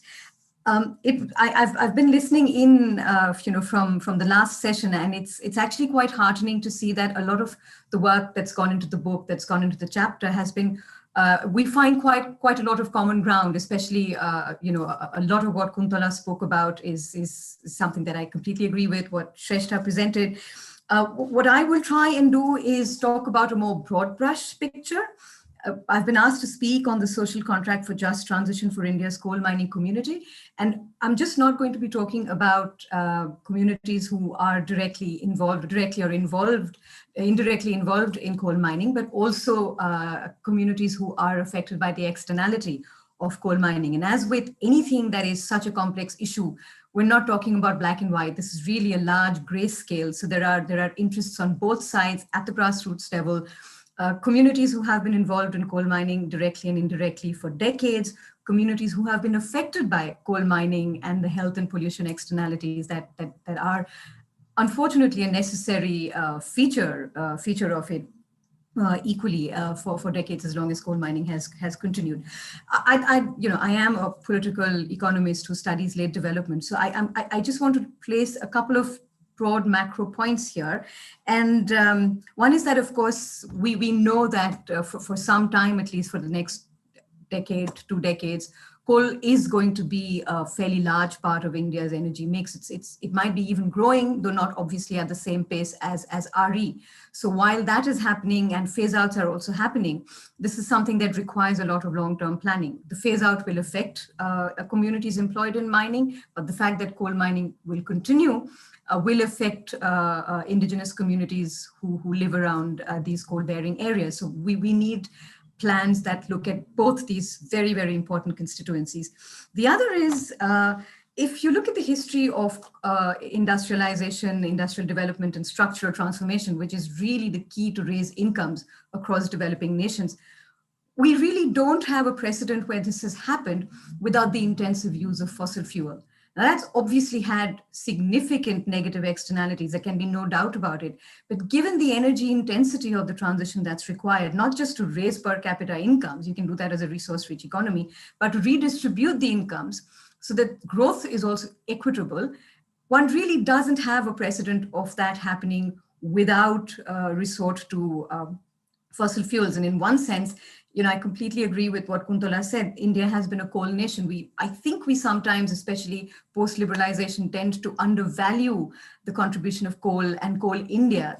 There are substantive problems, and I know Mr. Bhattacharya will speak to those substantive problems with the way the PSU is structured. But at a level, India's energy security, the fact that it's been able to produce electricity, at the levels that we do, whatever the problems we have with the balance books of the discoms, it's been a blessing of a sort. I do a lot of work in West Africa, in Nigeria, which far more than being oil rich is a gas rich country. It produces for 200 million population electricity for just 4,000 megawatts. And that gives you an idea of where India is on that scale. So I think it is a coal nation. It's not something that we can also therefore learn to live without. It's not going to be easy for us. And the other large, broad macro question is, and it's something that's been touched on by Shrestha, is the issue of reskilling. And again, that's not given enough sort of focus when we are talking about the just transition mechanism, as in reskilling, not at a piecemeal level, but reskilling of minor workers, those who are indirectly involved in coal mining, linked almost to industrial policy. Because if you look at what is actually happening, the skill profile of coal mining, as it has been traditionally, has been labor intensive. Skill profile of RE and movements to other industrial sectors is very, very different. So that is something that needs serious thought. So I'm going to really, this is the fundamental context on which I am going to be talking about. So what, therefore, does compensation look like? What does a social contract of just transition look like? And here we really need to expand the definition, from the academic literature on just transition. It has its roots in US mining unions, but we really need to expand it to include almost two very contradictory aspects. You see, a collectivist social contract needs to address two challenges. The first is challenges faced by communities, mostly indigenous in coal mining areas, water and air pollution, land issues of displacement. This is not commonly counted in the externality problem in economics, but land displacement from land, from traditional sources of livelihood. It's a huge spillover effect of coal mining. So as coal continues to be important, this not just needs to be addressed currently, but also for the historical issues that we have faced with displacing or using indigenous community lands for coal mining. And of course, the upcoming challenge of employment loss due to a gradual shift to RE. That's inevitable. It is going to happen. We cannot look away from the climate challenges that face us. But there is also going to be a direct and indirect loss that we will have to deal with. So communities at pitheads have become much more sensitized and vocal about their rights over the years. Current policies determining the levels of compensation are already considered quite inadequate by stakeholders, and they're unlikely to remain workable, and largely because of how valuations are done. And this would actually benefit from some anthropological and cultural historical work here, but valuations are largely market driven. Valuations are obviously largely driven by concepts in capitalist societies. You can talk about net present value, you can talk about shadow pricing, but it's something that I will come to later. There are some aspects of that kind of valuation that don't really capture the idea of loss across a lot of these indigenous communities. And on the other hand, given a policy skew towards RE and growing opposition to coal, policies for compensating communities whose livelihoods depend on coal and who might soon be denied that is going to become increasingly important. So this is really future scoping, something that all the other panelists are talking about. So in any just transition or a social contract which has to be collectivist, you really have to balance these two increasingly contradictory issues. And that I think speaks to the heart of or the scale of the problem that India is really looking at. So in this case, compensation for whom? RE targets are certain to have an impact on coal-based generation. This is also likely to lead to eventual peak coal mined in the country. And that will also depend actually on how much India is importing into the country, whether we're producing indigenously or whether imports actually become cheaper. That crystal ball gazing is still to be done. There is quite a lot of work on this done in the book, Future of Coal. It would be interesting to take a look at it. But this is the point of peak coal, where redeployment of coal workers in states that are already some of the more underdeveloped in India will have to be thought about. We talk about the rural region, we talk about Wales, and as a good tourist in this country, I have made frequent trips to the nation of Wales, and it's incredible that despite the just transition, despite the fact that the transition happened in an OECD country, deprivation in Wales's coal mining areas are so huge and the legacy lag is so large that Wales is genuinely one of the more underdeveloped regions in the United Kingdom and in Northern Ireland. It's not been easy for a country that's been an OECD member. How is it going to be easy for a country that's a middle income country and with significant political economy issues in the coal-bearing states that we are talking about, whether you talk Chhattisgarh, Orissa, Jharkhand, even parts of West Bengal? You really have areas that are very impoverished where coal mining, whether we like it or not, provides formal and informal employment. A large section of the formal employment in these states actually comes from coal mining. And when we talk about phasing out coal, however long-term or period, certainly medium-term that it happens, it's not going to be an easy move. How are we going to make that transition of a generation of workers used to being in that particular sector to move away and rescale? And so this links to industrial policy, this links to political economy, this links to all the pressure points that I think Shrestha talked about, what the center does, what the states do, what is happening at the level of local governments. And there is also, when I say threat to indirect employment, we tend to forget tea stalls, dhabas, local grocery stores. There is an entire local microeconomy around these coal-bearing areas, and there has to be some plan drawn up to actually draw in these informal sector workers. So, and even before peak coal is reached, there is another point. It's not just about peak coal being reached and employment being lost, but due to the rate of return from RE, whether it's subsidy-based or technology-based, the fact is that the rate of return from RE will expedite the need to modernize coal mining. It will become increasingly mechanized. It's already happening. We've seen the trend. So whether coal is mined or not, the trend towards mechanization is going to lead to a loss of employment, and that needs to be planned for very, very urgently. And there is an interesting element of temporality in this question of just transition.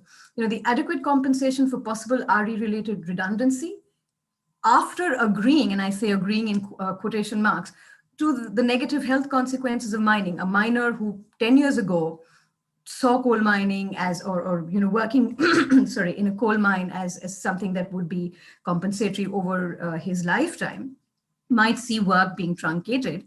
There are the health externalities that we talk about here. Of course, there are mitigation aspects. There are, Coal India does take care of the healthcare aspects, but it is also something to take on board when we talk about, well, you've faced these hazards while working in coal. Now we are asking you not to work. Well, how do you then compute compensation? I think a lot of the issues around just transition is how do you value compensation? What do you value in compensation? That I have to keep coming back to the point of being the most important point.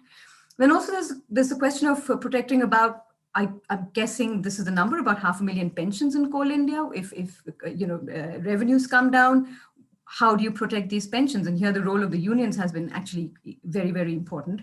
Land acquisition is still accompanied by compensating jobs in Coal India, but the company plans to scale this down for other pressures that it has. But land acquisition is again a huge problem, so it has to be part of the compensatory basket here. And coal has provided electricity for far off urban centers. India's industrialization is completely dependent or has been dependent on it.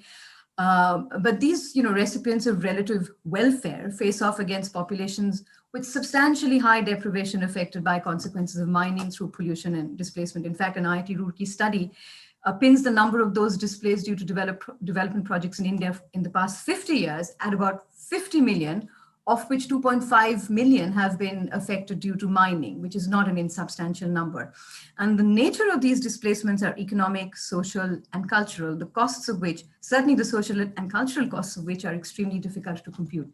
These aspects of community lives are not what we call additively separable. You can't say, well, this is the social cost and this is the cultural cost. It's all intertwined, intermingled. Apportioning for each of these separately is going to be quite a task, and they don't lend themselves very easily to financial valuations. So, what costs? One can value changes in electricity supply through willingness to pay principle, or greenhouse gas emissions from their shadow prices. But how do you assign an economic valuation to livelihood value of, let's say, firewood, fertility of the soil and water? You could still possibly determine an economic value, but how do you measure the opportunity cost of, let's say, losing a sacred grove? And these are things that increasingly are unearthed as we do more research into what have been the costs of displacement to a lot of these communities. It's very difficult to assign a cost to sacredness of a grove. You can talk about opportunity cost, you can talk about net present value, but then they again go back to market-driven mechanisms. And unfortunately, these don't belong to any kind of market-driven mechanisms, and market-driven valuations therefore are inadequate. So in order to get the buy-in from communities as coal mining still expands, we need to plug this deficit very, very quickly to do the right kind of valuation. It's going to be very, very difficult, but this could be, a way forward for India. I don't think anybody else has done it. Canada has its First Nations, but this is not the kind of valuation that the Canadians do, even though they do have impact benefit agreements, something that India could also look at as a sort of reference benchmark. But a lot of it works on paper, even in Canada, not actually in principle. So what is compensation and consent? So consent should be a key feature of compensatory processes. I think everybody's talked about this. What makes it particularly difficult in India is that Indian laws do not make it necessary for land acquirers to take the consent of the displaced population. The Land Acquisition Act of 2013 does have some progressive elements to it, but it makes very limited provision for taking the consent of displaced populations, and certainly not to CIL acquisitions. Perhaps there could be, some sort of argument for revisiting that. Given the political economy of land ownership in India, where caste plays a big role, inequality at that level of smallholders plays a big role, compensation and cost takes on a whole new dimension. I'm not going into the political economy of land ownership and caste in India, but I think each and every one of us listening in are very aware of that. Again, in order to get the buy-in of communities who are being affected and have been historically affected, these are the points that actually need to be looked at again and corrected. So this brings in the political economy at the local and macro level. And I'm going to finish because I know we don't have much time. There are other panelists saying extremely interesting things. So any agreement on designing an equitable social contract seems problematic on the face of it, because the issues of what costs are to be included and how they can be valued will be difficult given the widely differing initial conditions of endowments and the different parties and interests on both sides. But somewhere the circle has to be squared, and there are policy levers that can most definitely be used for this. I'm not going to go into this. We've talked about the utilization of the DMF. We can understand why state governments have been wary and loath to not use the DMF for the reasons it was set out for, especially post-pandemic. This is also going to be very important, but there has to be some move to firewall and protect the utilization of the DMF for the purposes that it was used in, where we're again going to start losing credibility very quickly. Build on the Miners Provident Fund for more health-related compensation. Equity stake, we had another panelist talk about equity stakes, on the lines of First Nation and Suncor in Canada. That's something that is there as a reference benchmark. It's not been the best kind of example, but it's something that can be worked towards. Better and continued role for the 5 national unions. It's, as I spoke, their role on pension protection negotiations have been extremely helpful. They've been, Mr. Bhattacharya can talk about it, but they've been incredibly helpful in mitigating some of the sort of effects and frustration at the local level when Coal India has moved more and more towards mechanization. I think the role of the national unions cannot be overstated. Better regulation of the MDOs, and as privatization comes through, again, something Kuntola spoke about, it can't be that, there has a lot of private sector growth in India has, to some extent, free-ridden on what the public sector has created, which doesn't mean that the public sector doesn't create these public goods and the private sector then comes and leverages on it, because that's how it's worked across most nations who've made the transition to developed economies. But given where we are in our state of transition in India, it cannot be that the private sector's completely transferred assets, legal, intellectual, financial, physical assets that the public sector created. So there has to be a very large role for the public sector, also largely to decrease this, what we call the implementation deficit. We have a lot of interesting policies, but how we implement them is something that leaves a lot to be desired. And the other example, again, is, we've had a very good example of Raj Mahal. I'm very sorry. We have till 5:45, and I'm so sorry. I'm so sorry. I mean, we just will come back to the questions and examples because there are questions coming in. Right. But I'll just let the others speak, on their perspective, and then we'll come back to further observations. If we can do that. Of course. Surely, please. I'm so sorry. I didn't notice the time. No, it's okay.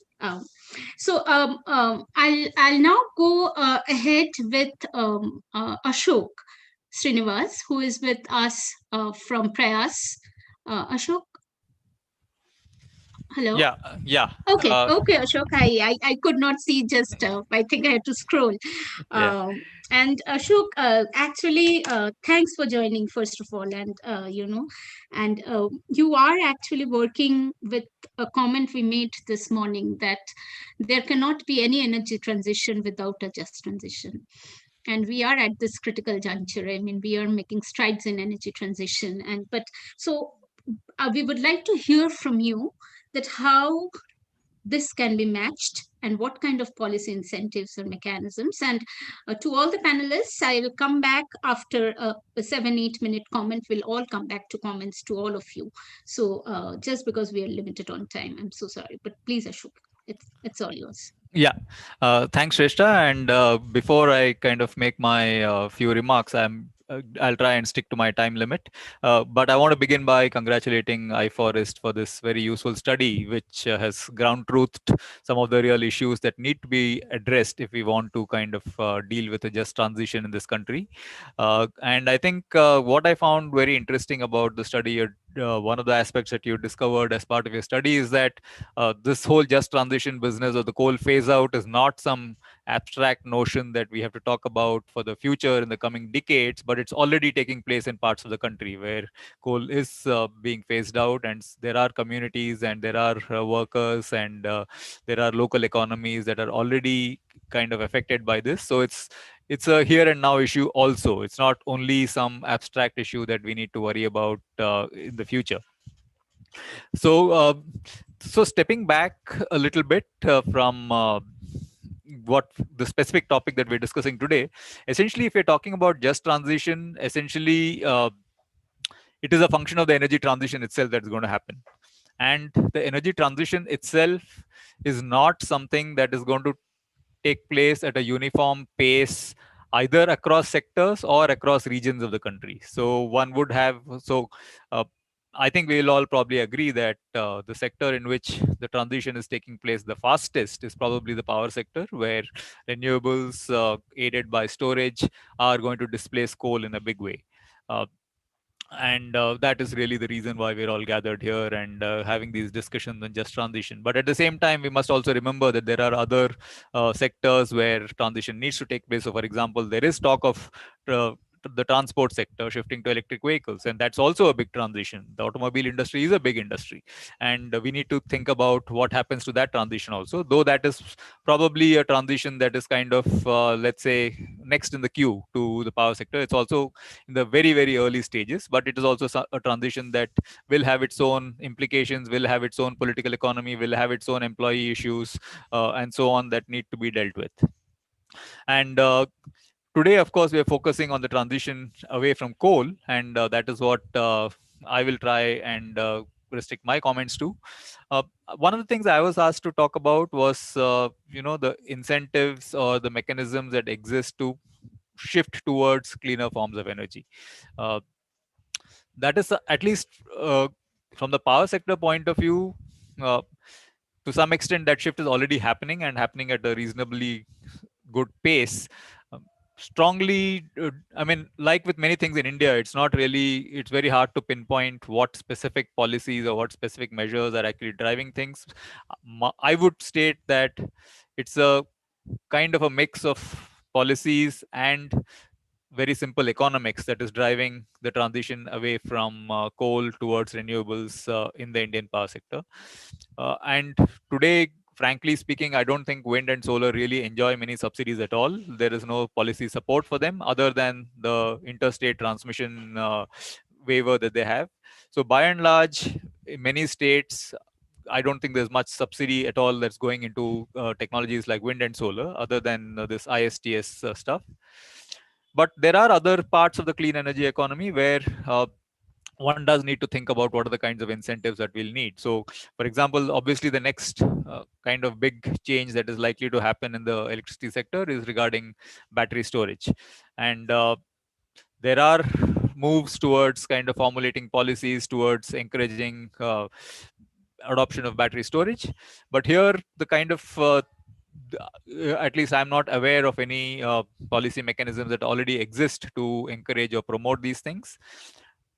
What we feel is that we should not make the same mistakes that we did with wind and solar in this case, or in particular solar, and try to make sure that as we encourage battery storage in the country, we should ensure that it also includes a component of promoting domestic manufacturing, and because of all its other knock-on effects in terms of employment and local economies and so on and so forth. So that is something that we need to keep in mind as we encourage these kinds of policies. And a second component of the battery storage program that we think can be a useful thing to promote it in a equitable manner would be by adopting the right kind of public procurement programs.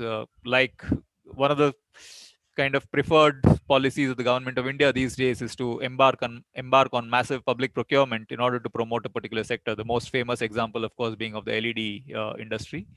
So perhaps public procurement of battery electric storage can be adopted as a way of promoting that. For example, to, let's say, solarize all public health centers in the country, primary health centers in the country, or at least a significant number of them, because we know that lack of reliable electricity, all the other challenges with distribution companies, their infrastructure and so on, make reliable power supply at remote locations, and in particular social infrastructure locations like PHCs, a big challenge, which in turn, of course, has social and health impacts in terms of not being able to provide the required treatment, not being able to store medicines, vaccines, etc. So perhaps having a large public procurement program around battery storage combined with solar is one way to both bring down costs of battery storage and provide some good social infrastructure. Last few weeks, there's also been some talk of a national hydrogen program of some kind. I believe the government is actually thinking of looking at how that can be promoted as another clean energy source. This is something in the very, very nascent stages. It is obviously something interesting. One needs to see how it shapes up, and if we can give it the right kind of shape, and if it is designed and implemented well, that could be another important, shall we say, arrow in our quiver of moving towards a clean energy transition. Because as we know, battery electric storage and solar and wind by themselves may not be sufficient for all kinds of applications as we move towards clean energy. Having said all these things as possible ways of incentivizing clean energy or moving towards clean energy, coming back to the topic we're discussing today in terms of the coal communities and what happens to transitioning away from coal, will any of these incentives really work for these communities? I'm afraid it's unlikely to. It's not likely that these kinds of economies are necessarily going to help the communities that are going to be affected by the phasing down of coal. And we will need to think of new measures. And I think various other speakers have talked about, and including you in your presentation, Shrestha, have talked about a lot of facets of this kind of how to support this transition in a just manner. I don't want to dwell too much on that. But one thing I do want to say is that this is also relevant to the clean energy transition that I was talking about earlier, is while it's okay to support some of the newer technologies and newer mechanisms through appropriate measures, I think one thing that we all need to be very careful about is to ensure or to try and prevent lock-ins that will actually kind of lead to perverse effects few years or maybe even a decade or two down the line, because we are making the wrong bets in spite of kind of seeing the writing on the wall, so to say. And in particular, in the context of coal, that would require, that essentially means that planning for expansion of coal mining in the country needs to be done very, very carefully. We know that we have just given out 19 mines for commercial mining to various companies. Given that, and given the kind of plans that Coal India Limited already has, we need to really evaluate what is it that the country really needs in terms of coal mines, and whether opening up new mines that may not really be required, let's say a decade down the line or 2 decades down the line, is that a risk? Or are we going to run into, let's say, more NPA-like issues or unnecessary lock-in issues of not only money, but also natural resources? Because we'll be locking up land, we'll probably be locking up water, we'll be locking up various in some sense locking up forests, so to say, by cutting them down for the mines. So we really need to be very careful with the planning that we are doing, and especially with the fast changing technology scenario, this needs to be a very agile planning that we need to adopt. I'm pretty much, I think, done. So I think the last point that I'll probably just mention, which is something that I'm not even really qualified to talk about, but something that I think a lot of other speakers have touched upon, is the fact that really, if we want to think about a just transition for the communities which are currently dependent on coal, the only way it can be really just is if it is a truly democratic process where all the communities, the affected parties, are part of the discussions of what the transition should be, what they should be moving towards, and they are provided the necessary financial and institutional and technical support to actually make the transition. I don't think I am anybody to speak about what that transition should be. I think it should be left to the communities themselves and their well-wishers to decide what is it that they should be. Our job as the rest of the country is to provide the support so that they can make the transition. I think I'll stop there. Thanks. Thanks, Ashok. Thank you very much. And we'll come back to questions which are already there. I'll next move on to Suranjali Tandon from NIPFT. And in fact, Suranjali and Partho, from both of them, will hear how just transition through various mechanisms can be financed. Partho will talk from the perspective, want to hear from him the perspective of the coal restructuring. But Suranjali, I hope, hello? Yeah, Shrestha. Okay, hi. There. Yeah. Yes, very warm welcome, Suranjali. And given your work particularly on the financing of just transition and you are doing, it is one of the most debatable issues. Like the philosophy is fine, but at this end, money will speak. So how do we facilitate this process? We have very little, we have some funds like DMFT or convergence programs that we are talking of, but clearly there is a huge gap that needs to be bridged. So if you can share your thoughts, and again, I'm just telling the time frame in about 7-8 minutes, and we'll definitely come back to questions to complement your observations. Thank you. Thank you, Shrestha. I'll be very, very brief, but I'll hope I'll cover the issues that you have flagged. First of all, congratulations on the book, and I think it's a very good start to a subject which will be of importance to everyone in the coming few years. It sort of contextualizes what just transitions really means, and there are some actionable points in there. But without delving into those specifically, I think I'll move on to finance, which has been my area of interest and work for the past couple of months. And, so I think the Just Transitions agenda is sort of going back to Econ 101, which is the deliberation between the trade-off between growth and development. I think it's an age-old question as to who pays for the externalities and how do we price them. And I think transition is the essence of the economy. It's not the first time that we are seeing this. It's just that we are more conscious of it this time. If you look at the Indian context, we made the shift from agriculture to services quite swiftly. Manufacturing sort of became the missing middle. And I think this was one transition which happened prior to this. And I think part of that process was contractualization of labor. There were suppression of wages in certain sectors, and there was no finance was not interested in this. Finance went where returns were promised. So I think first the Just Transitions agenda needs to be defined very clearly for finance to understand this. There is a clear lack of understanding of what is social well-being versus financial returns, and these two need to be bridged. I think the most palpable risk which finance is willing to price in at the moment is that from climate change, because all the infrastructure projects or companies that are operating may be exposed to this risk, and the investments might see a downside. But while I say that, we have to also think in terms of the time horizon. So as Shrestha had mentioned, that these are long-term goals. And the investors in the market may be looking at a very different time horizon from what the Just Transitions agenda is looking at. So these investors need to be made aware of what the costs of this transition would mean in terms of their own goals, and why finance must move to activities which support this transition.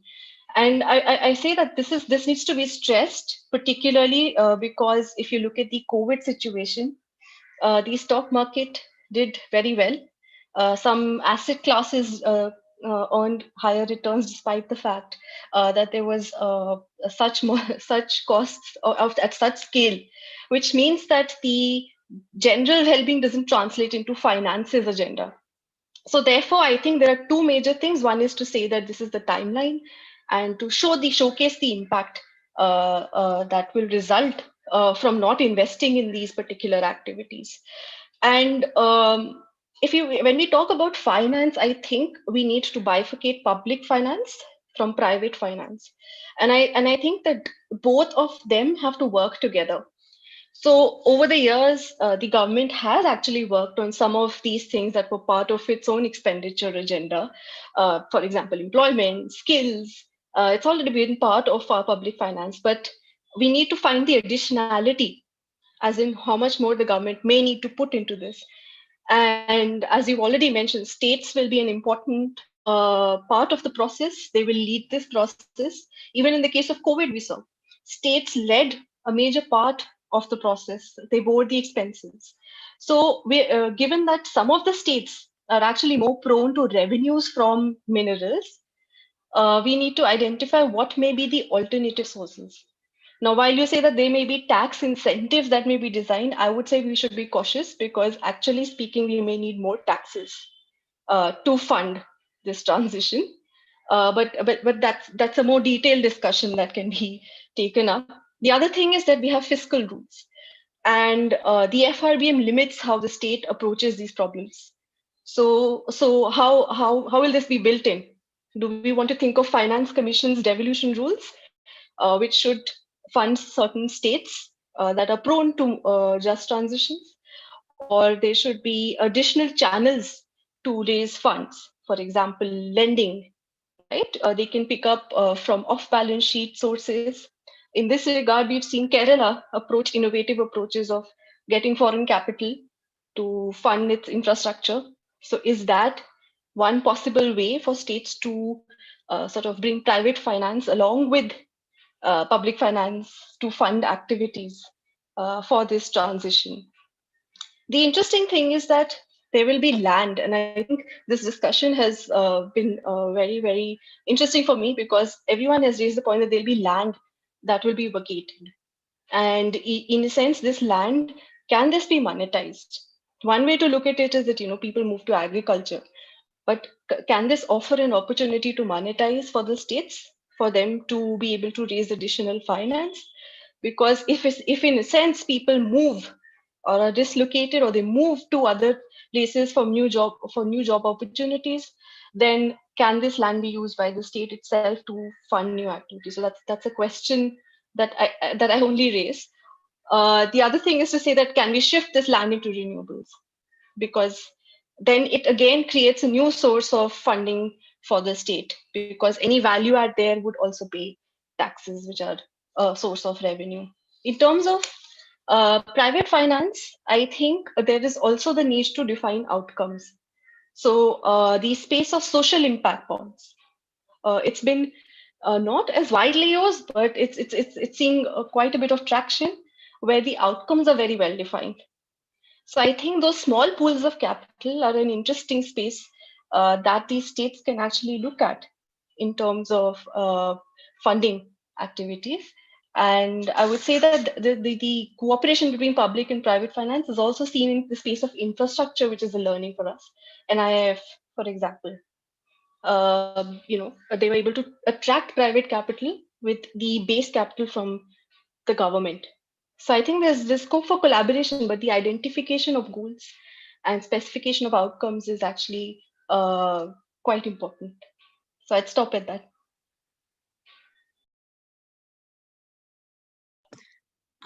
Thanks, Suranjali. Thank you. And we'll come back to some of the questions you raised. But Mr. Bhattacharya, hello. Yeah. So now I'll invite Mr. Partha Bhattacharya, and I have already introduced him. He's currently with HPL, but what we would like to hear from you, Mr. Bhattacharya, is more about the coal PSU restructuring, because you have been the former chairperson of CIL, and given your experience with the coal sector, if you can speak about it. And there has been discussions, even Suranjali right now mentioned that, we really need to think of what are the returns on well-being and not just financial returns at times. So can the coal sector itself think of diversifying in a way where it focuses more on the social returns and not just financial returns, and how it can be supported by the government as well? So if you can reflect on those and your own thoughts in the next few minutes, and we'll take questions, then I'll open up the floor. Thank you, Sreshta. I find myself quite an outlier in this group. All are eminent economists, and I am a practitioner, that too a former practitioner.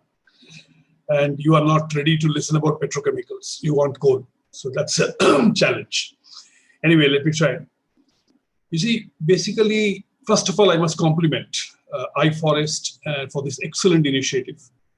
I keep on attending some energy conferences which talk about transition. I mean, transition is becoming a reality. But this particular aspect of just transition, how to make it fair and equitable for those who are going to be affected, this is definitely a new dimension. And the fact that you have done considerable amount of research into a particular coal belt like Ramgarh is very, very redeeming. Now, the transition from coal to renewable is inevitable. That part is fine. However, the pace will vary from country to country and from region to region within a country. At a country level, India is expected to be one of the last to say adieu to coal. It is perhaps the only country of the world today where the coal production is still a few years away from peaking. India is likely to witness a growth of coal production and consumption from the current level of close to 1 billion ton to around 1.5 billion ton, maybe in a decade and a half, stabilize at that level for a while, and then commence the downhill journey. This is how we normally look at the thing of coal. Now, within the aforesaid aggregate situation, the graph of coal production will vary widely from region to region. The growth will be contributed by half a dozen newer coal fields to a limited number of large mechanized open cast mines. The traditional or legacy regions, dotted by large number of small, predominantly manual or semi-mechanized underground or open cast mines, are on the path of decay for over 2 decades now, as your study has also brought out. This is reflected in the persistent reduction of employees on roll in Coal India to less than half over this period of 20 years, while coal production has registered a twofold growth. The contribution of such mines, I'm talking about the loss-making small volume mines, in the overall production of CIL is already less than 7%, although their share in employment may be close to 45%.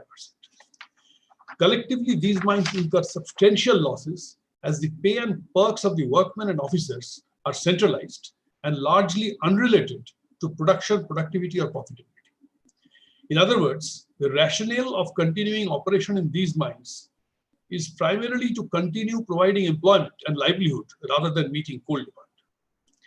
To drive the point further, if we focus on mines incurring loss of more than rupees 1,000 per ton, these mines produced 33 million tons of coal in 2019-20, roughly 6% of aggregate production of coal, which was 602 million tons. They engaged 111,000 persons, roughly 43% of the aggregate manpower. And the aggregate loss incurred by these mines is estimated at over rupees 16,000 crores, which is numerically comparable to CIL's aggregate profits. With production being stagnant or declining in these mines, fresh induction of manpower has been rare, except on compassionate ground of employment to the next of kin of any worker dying in fatal accidents. Hence, the employees in these mines are generally old, closer to the retirement age of 60. Hence, closure of these mines by making a one-time payment equivalent to the present value of their residual future earnings till retirement is a plausible option. The one-time severance pay shall be offset by the savings accruing from avoidance of cash loss with closure of the mines. Post-closure, the area must be restored to make it amenable to gainful alternate land use and investments made to create alternative livelihood opportunities for those dependent on coal mining, directly or indirectly, other than the direct employees, because they have been already taken care of. Therefore, the process of just transition need not wait till coal production in the country commences the downhill journey, 2 or 3 decades later. Even as the coal production grows and the coal companies remain financially strong, a faster closure by design and not by default of these small loss-making mines may commence now. With employees taken care of by a generous severance pay and the rest of the population provided with alternative livelihood opportunities through agriculture or other vocations after making the land area usable post-reclamation. For such purposes, the social issues will be largely addressed. The process will neither create significant coal shortage, nor will it be financially unmanageable. It will render the rest of the company more profitable, a part of which can be plowed back to finance the process, partly. Residual financing requirement can be met from the district mineral fund accruing to the states or from the GST compensation cess of rupees 400 per ton of coal that accrues to the government of India. As these pockets of inefficient, labor-intensive manual or semi-mechanized mines are phased away over a period of say 10 to 15 years, with livelihood issues of employees, their families, the neighborhoods taken care of, the transition can enter the second phase, when larger mines will have to be considered for phase out as coal demand starts plummeting. Incidentally, a comprehensive plan for rehabilitation of people affected by fire and/or subsidence in Jharia coalfields of Jharkhand and Raniganj coalfields of West Bengal, approved by the Government of India and financed by CIL, is under implementation by respective state governments. The plans involve creation of residential facilities in non-coal bearing areas for about 500,000 people or 100,000 households. Concerted efforts to implement the projects at the earliest will complement the process of just transition considerably. Just transition will require high level of coordination between the central and the state governments, as well as the coal companies. A major prerequisite for the transition to be least painful and as seamless as possible is a financially strong Coal India Limited, even as coal phases away. It will require CIL to introspect and reposition itself through strategic diversification of business into different areas. While generation of solar power, mining of other minerals, etc., could be apparently visible opportunities, completely unrelated areas such as IT or mechanized farming of cash crops need not be ruled out from the realm of consideration. I rest my case here. Thank you. Thank you, Mr. Bhattacharya. Actually, you raised three important points, and Mr. Bhushan has also joined. So I've been speaking for a while. I might just invite Mr. Bhushan to ask some of the questions. You spoke of the coal cess. In fact, we thought of bringing up that issue at some point, and also a faster closure by design, and finally the CIL investments in other areas. So CB, would you like to comment on few of the things? I think the points made by Mr. Bhattacharya, we have captured that actually in the book, and I think Mr. Bhattacharya will enjoy reading the book, because this is exactly the point we have made, is that, it is not about sometime in the future when coal will start coming down, then we need to do just transition. There are already just transition challenges, which is there on the ground. And you rightly said, a lot of old mine who have large amount of land. In fact, in Ramgarh, it is about 14,000 hectares of land, 10% of the geographical area of that district. And only two mines actually, run by TISCO, and I think one Rajarappa mine, which is large mine, and they're making some money. The rest of the mines are frankly on the verge of closure, holding large amount of land where just transition can start. We should start closing those mines. We should start transitioning the community, both from infrastructure as well as social transition should take place. But I think you by putting the statistics there, that 43% labor and 6% production, and these places transition can start in an economically viable manner, I think is a very good way to start the process of just transition in India. So thank you very much. I think it was an excellent point, which was there to be made, and you're the right person to make it.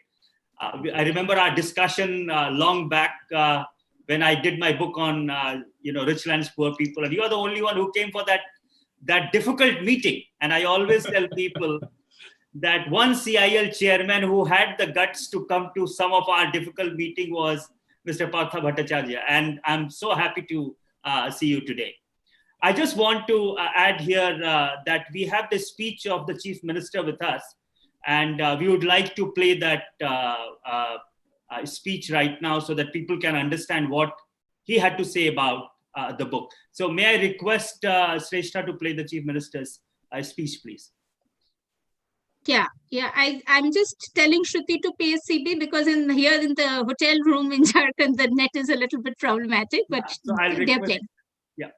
I've got it ready. I can play. Yeah, please, can you play that? Yeah. Namaskar. iFOREST द्वारा just transition in India की किताब के launching और webinar का आयोजन किया गया है। इस अवसर पर मैं iFOREST के चेयरमैन श्री रघुनाथ आनंद जी, जो कई तरह के अवार्ड से नवाजे गए हैं और आज एक बहुत ही महत्वपूर्ण विषय को लेकर हम लोग यहाँ एकत्रित हुए हैं। आज जस्ट ट्रांजिशन इन इंडिया किताब का विमोचन है। और इस किताब के अंदर जो विषय अंकित है, मुझे लगता है ये किताब सबसे अधिक अगर प्रभावित करेगा तो इस देश में झारखंड को करेगा। कोयले से संबंधित विषय को लेकर इस पर चर्चा हुई है कि अगर कोयला खत्म होगा तो उसके बाद का क्या होगा।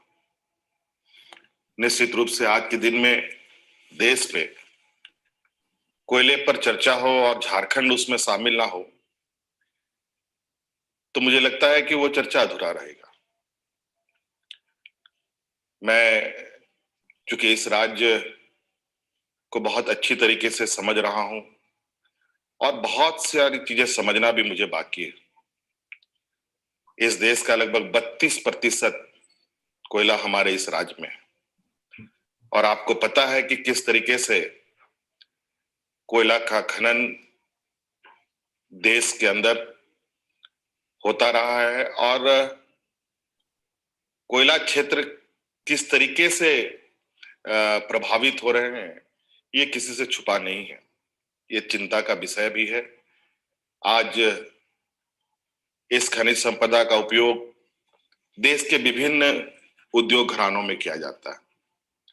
मैं मानता हूं कि कोयला देश के लिए अत्यंत आवश्यक चीज है, लेकिन ये भी हमें समझने की आवश्यकता है, क्या ये कोयला इतना जरूरी है कि वहां पर रहने वाले लोगों के जीवन से खिलवाड़ किया जाए, उनकी वजूदों से खिलवाड़ किया जाए, वहां के वन्य जीवन से खिलवाड़ किया जाए? क्या जमीन के अंदर छुपी ये खजाना इतना महत्वपूर्ण है जो जमीन के ऊपर अवस्थित जो खजाने हैं उसकी महत्ता बिल्कुल ना हो? आज ये खनिज संपदा लगभग उन्हीं क्षेत्रों में है जहां सबसे अधिक जंगलें हैं, काफी खूबसूरत वादियां हैं, पहाड़े हैं और आदि काल से बसते हुए आ रहे हैं आदिवासी समुदाय के लोग,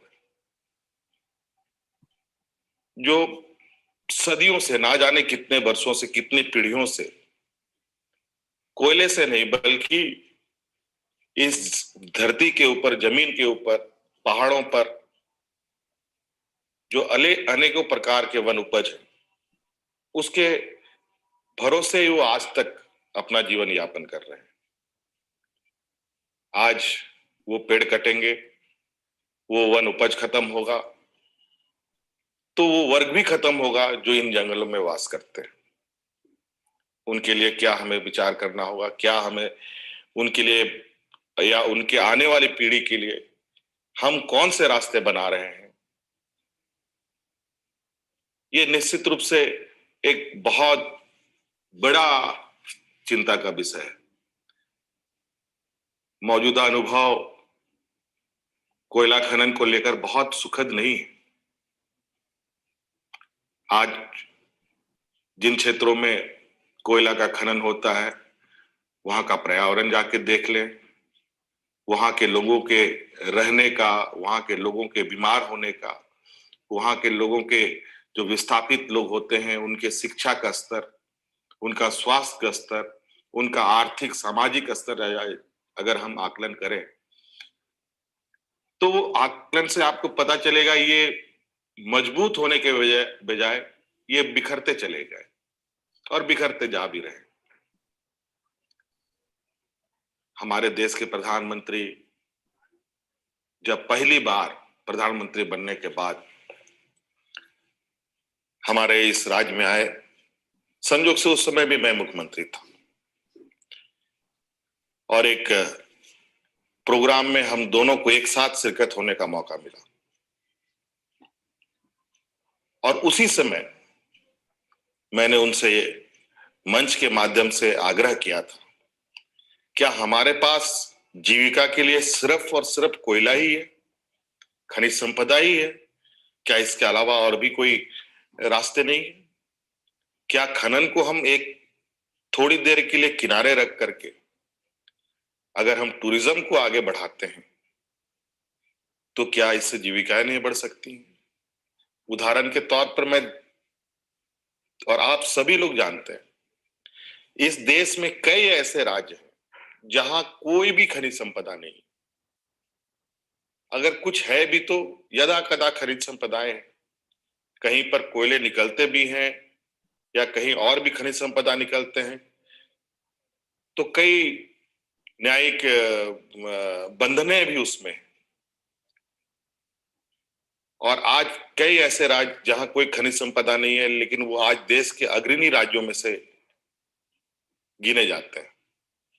लेकिन आज झारखंड को अगर हम देखें, जहां सभी खनिजों का लगभग 40%, 42% से अधिक खनिज संपदा हमारे राज्यों में है, हमारे राज्य के अंदर है, लेकिन हम आज देश के सबसे पिछड़े राज्यों में। ये बहुत बड़ा सवाल है। या तो हमने कोई ऐसी नीतियां नहीं बनाई जिसकी वजह से आज हम देश के अग्रणी राज्यों में गिने जाए, या तो हमने ऐसी कई गलतियां की जिसकी वजह से आज ये राज्य पिछड़ा राज्यों में बेशुमार हुआ पड़ा है। आज मैं भी बहुत चिंतित हूं। मुझे कल ही परसों अपने सपरिवार के साथ मुझे अपने ही राज्य के अंदर 3-4 दिनों का छुट्टी मनाने का मौका मिला। लातेहार, नेतारहाट, जो लातेहार जिले के अंतर्गत आता है। और आपको सुनकर आश्चर्य होगा, हमारे वहां पर की जो दार्शनिक, वहां के जो टूरिस्ट प्लेसेस हैं, मुझे नहीं लगता कि ऐसे टूरिस्ट प्लेस देश के अंदर कहीं है। आज लाखों रुपया खर्च करके लोग पहाड़ों पर जाते हैं। मैं पूरी तरह से आश्वस्त हूं, अगर हम इस दिशा पर बेहतर योजनाबद्ध तरीके से काम करें तो लाखों रुपया खर्च करके झारखंड में लोग आकर के इन दार्शनिक स्थलों को आनंद ले सकते हैं। हमारे राज्य में जो देश में कहीं नहीं है, यहां पर वुल्फ सेंचुरी भी हमारे राज्य के अंदर है। लेकिन आज कहीं ना कहीं खनन के माध्यम से ये सभी चीजें उजड़ने की तैयारी में है। आपने देखा होगा इस वैश्विक महामारी में भी किस तरीके से खनिज संपदा के अंदर खासकर कोयले का निजीकरण करने का निर्णय केंद्र सरकार ने लिया था। कई राज्यों का निजीकरण भी करने का प्रोसेस बढ़ चुका था, नीलामी हो चुकी थी। लेकिन जब हमारी बारी आई, हमने कई बार केंद्र सरकार से आग्रह किया कि इस पर पहले सोच विचार लिया जाए, उसके बाद आगे बढ़े, क्योंकि अभी का अनुभव जो सदियों से चला आ रहा है खनन का, वो अभी बहुत ही कड़वाहट है। ऐसा आने वाला समय में ना हो, इसका पूरा आकलन होना चाहिए। और अंततोगत्वा केंद्र से हमें कोई राहत नहीं मिली, मुझे सुप्रीम कोर्ट का दरवाजा खटखटाना पड़ा। जब हम सुप्रीम कोर्ट से थोड़ा सा हमें एक राहत का संकेत मिला, तब हमारे साथ साथ कई राज्यों ने भी हमारे इस कदम को सराहा। उन लोगों ने भी इस बात के लिए केंद्र सरकार को लिखा कि नहीं, अभी ये वक्त नहीं है निजीकरण के क्षेत्र में जाना इस खनन को लेकर। ऐसे कई विषय हैं। आज इस किताब के माध्यम से निश्चित रूप से हमें ये जानने और समझने का मौका मिलेगा कि आखिर हम कोयला खनन को लेकर किस नीति को अपनाएं। आज क्या हमारे ग्रामीण क्षेत्रों में, जंगलों में रहने वाले लोग जो जंगलों में लाह पाए जाते हैं, शहद पाया जाता है, चिरौंजी पाया जाता है, महुआ पाया जाता है, इमली पाई जाती है, कई ऐसे वन उपज हैं। आज इमली की कीमत आपको पता ही है कितने रुपए किलो बिकता है। आपको पता है लाह कितने रुपए किलो बिकता है। आपको पता है शहद की महत्व क्या है? आज ये सभी चीजें उजड़ जाएगी। आखिर विकास का ये पैमाना ऐसा नहीं लगता कि हम विकास की जो सीढ़ियां चढ़ रहे हैं, साथ साथ में हम विनाश के भी खड्डे खोद रहे हैं। आज हमारे राज्य में भारत सरकार उपक्रम, जिसको कोल इंडिया कहते हैं, वो सबसे अधिक खनिज संपदा कोयले खनन कार्य में लगी हुई है। लगभग 100 साल होने को जा रहे हैं और जितने भी खनिज कोयला का खनन हुआ, आज तक कोई भी हमारे इस राज्य के कोयले खदानों को रिफिल नहीं किया गया, बल्कि स्थिति ऐसी आ गई कि इस कोयले में जो जमीन के अंदर है उसमें आग लग गया। और वो आज से नहीं, पता नहीं कितने वर्षों से आग लगी पड़ी है। यहाँ कई ऐसे जो हमारे धनबाद के क्षेत्र को देखेंगे, अचानक कभी कभी कोई घर धरती के अंदर समा जाता है, किसी के घर के अंदर से एक लावा निकलने लगता है, रातों रात पूरा परिवार खत्म हो जाता है, पता भी नहीं चलता। और ये आग बुझेगी कि नहीं बुझेगी, इस पर भी किसी का कोई चिंतन नहीं। कैसे इसका निवारण है? अब तो ये आने वाला समय में ऐसा लगता है कि हम लोग ज्वालामुखी के अंदर के ऊपर बैठे पड़े। कल किसी भी दिन इस राज्य में कोई एक ऐसी बड़ी घटना घटेगी जिसका खामियाजा शायद ऐसा हो कि उसका भरपाई हम कभी जीवन भर ना कर पाए। आज हमारे इस खूबसूरत वादियों को, जिसको बचाने के लिए आज देश में गहन, दुनिया में गहन चिंतन होते हैं, बड़े बड़े सेमिनार होते हैं। आज जिस तरीके से पर्यावरण में बदलाव हो रहा है, जिस तरीके और जो तेजी है पर्यावरण में बदलाव, वो इस मानव जीवन के लिए बहुत ही घातक है। हम अपने दूसरे देशों से उदाहरण भी ले सकते हैं कि उन्होंने अपने पर्यावरण को कितने खूबसूरत तरीके से प्रिजर्व कर रखा है, लेकिन हम अपने वादियों को जिस तरीके से उजाड़ने पे लगे हैं, ये निश्चित रूप से ये विकास का पैमाना नहीं हो सकता। आज हमारे इस किताब का जस्ट ट्रांजिशन इन इंडिया, मुझे लगता है कि कोयले को लेकर जो आपने चिंता जताई है, आनंद साहब, बिल्कुल आपकी चिंताएं और हमारी सोच बिल्कुल लगभग एक ही तरीके के हैं और हमें कुछ करना चाहिए। नहीं तो यहाँ पर कोयले के नाम पर ना जाने कितने की जिंदगियों के साथ खिलवाड़ होगा। और आज आप देखेंगे जितने भी खनन कंपनियां हैं, आज सभी लोग सिर्फ नाम मात्र का खनन को लेकर वहां के विस्थापित के लोगों को भरपाई की जाती है। ना आज उन क्षेत्रों में कोई सुपर स्पेशलिटी हॉस्पिटल इन लोगों ने बनाया, ना बेहतर स्कूल बनाया, ना बेहतर कॉलेज बनाई, ना पीने की पानी की व्यवस्था की, ना उनके लिए कोई बेहतर शहरों का निर्माण किया। हम लोग, क्योंकि आज मेरी जिम्मेवारी सरकार की भी है और मैं लगातार इस विषय को देख रहा हूं, और बहुत जो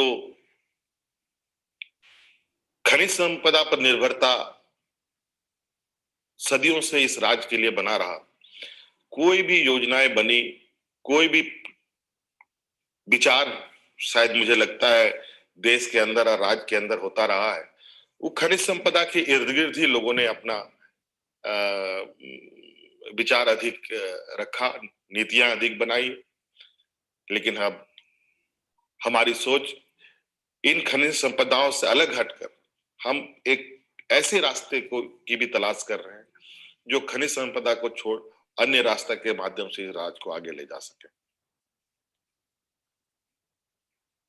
मैं खुद हैरान हूं। मैं इस राज्य की जो आंतरिक शक्तियां हैं, सिर्फ जमीन के ही अंदर नहीं बल्कि जमीन के ऊपर भी हमारे पास इतने संसाधन हैं। अगर हम स्टडी करते हुए कार्य योजना बनाएं तो मुझे नहीं लगता है कि इस राज्य को गोवा बनने से या हिमाचल बनने से रोका जा सकता है। आज iFOREST के द्वारा इस कार्यक्रम को ऑनलाइन वेबिनार के माध्यम से एक दूसरे को संपर्क में लाने के लिए मैं बहुत बहुत साधुवाद आभार प्रकट करता हूं कि आपने एक महत्वपूर्ण विषय को लेकर कई हस्तियों को अलग अलग जगह से जोड़ा है और निश्चित रूप से परिणाम बेहतर होगा। और चुनौतियां जरूर हैं क्योंकि देश के अंदर ऐसी शक्तियां भी हैं जो हमारे इन प्रयासों को रोकने का भरकस प्रयास करती है। आज ये लड़ाई और ये नीतियां, ये सोच धरातल पर उतारने के लिए सिर्फ कागजों पर ही नहीं, सिर्फ मंचों पर ही नहीं, सिर्फ सेमिनार पर ही नहीं, बल्कि एक आंदोलन के रूप में भी लेना पड़ेगा। और इसके लिए एक संघर्ष भी करना पड़ेगा, क्योंकि जो लोग वास्तविक रूप से इस खनिज संपदा के मालिक हैं, आज वो लोग उस खनिज संपदा के मालिक नहीं बल्कि मजदूर बनकर के अपना जीवन यापन कर रहे हैं।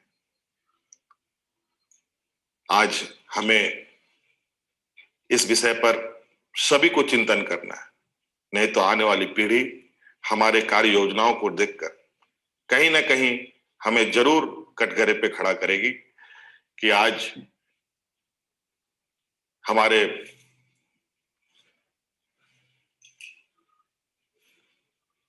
अगुआ साथियों ने कैसी कार्य योजना बनाई।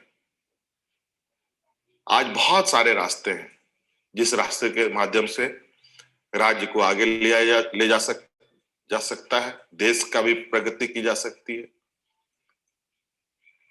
आज इसलिए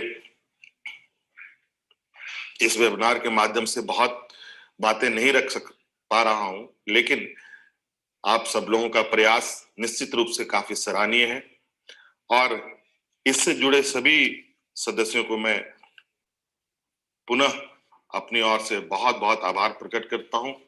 और आज इस आपका वचन निश्चित रूप से हमारे लिए और हमारे अध्ययनकर्ताओं के लिए एक बहुत बड़ा एसेट के रूप में हम लोग इसको देखेंगे और समझेंगे और बदलाव की दिशा में आगे बढ़ेंगे। धन्यवाद।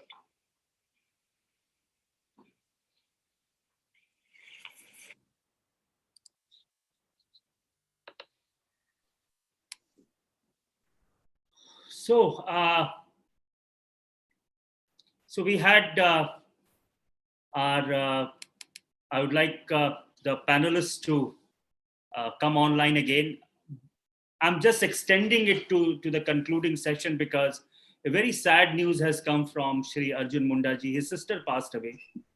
And during this COVID time, you know, I started by saying that we are living in a very, very uncertain world. And I just heard that he had to fly to Jamshedpur and his younger sister actually passed away, who was just 57 years old. And so it's a very sad thing. And I've expressed my condolences to him and his family. Otherwise, he would have also come and joined in the concluding session. So yes, we are living in a very uncertain time, but this is what it is. and we will have to work it. We'll have to make it work. In every field, as Kuntla made one point which really struck me, that we are a resilient country. We have survived for thousands of years. We are a resilient country. We will overcome all these things. We will make sure that we do better in future. So let me now, the last session is there, and as I said, I'm just taking another 10 minutes to finish. And if there are any comments that the last session panelists, because we didn't have time to ask you question and answer. That session didn't happen. Question session and answer session didn't happen. So if there is a round of concluding remarks that you would like to give, please go ahead and give your concluding remarks. Anyone can start and we can move ahead. Maybe we can start with a short remark from Pallavi and we can move ahead. Thank you, Mr. I really look forward to reading the book. I haven't had the chance to do so, but it sounds absolutely fascinating and relevant. I already took a lot of time. I'm just going to complete the last sentence that I started off with when I was giving the example of Raj Mahal. And I know the Chief Minister did speak about just now about the effects that mining affected communities still face. But something like Raj Mahal, which for various political economy reasons has just remained restricted to that experiment and hasn't really been sort of implemented on a large scale. If something like that can be worked out for the rest of the country, then the idea of just transition actually becomes much more tractable and it's practical. So I'm just going to end here to use that as an experiment and example, and I'll look forward to the comments from the other panelists. Thank you. Thank you, Pallavi. Ashok? Yeah, thanks, Evie. Yeah, a couple of closing thoughts. So the first is that I think it was actually very refreshing to listen to Mr. Soren, the Jharkhand Chief Minister, and because one of the things that I was not sure about myself was how much has this fact that one needs to transition away from coal and that it's a challenging thing, but ultimately beneficial if one can do it right, has been internalized by the leaders in the coal communities, because after all, they have been reliant on coal for a lot of their finances, a lot of their employment, a lot of their development so far, and rightly so. So it was actually very refreshing to hear him say that he does see all the negatives of relying on a coal-based economy, especially in this day and age going forward. And he has some ideas on the transition. I don't know enough about Jharkhand to comment on his ideas, but I think it's wonderful that he's actually thinking about some kind of a transition thing. So that is the one thing. The second thing, I think, again, perhaps has been emphasized by a few others, but I just wanted to underscore that, is that I think this transition is a very, very multidimensional, complex task, and it is going to require skills and contributions from a variety of stakeholders, whether it is political scientists.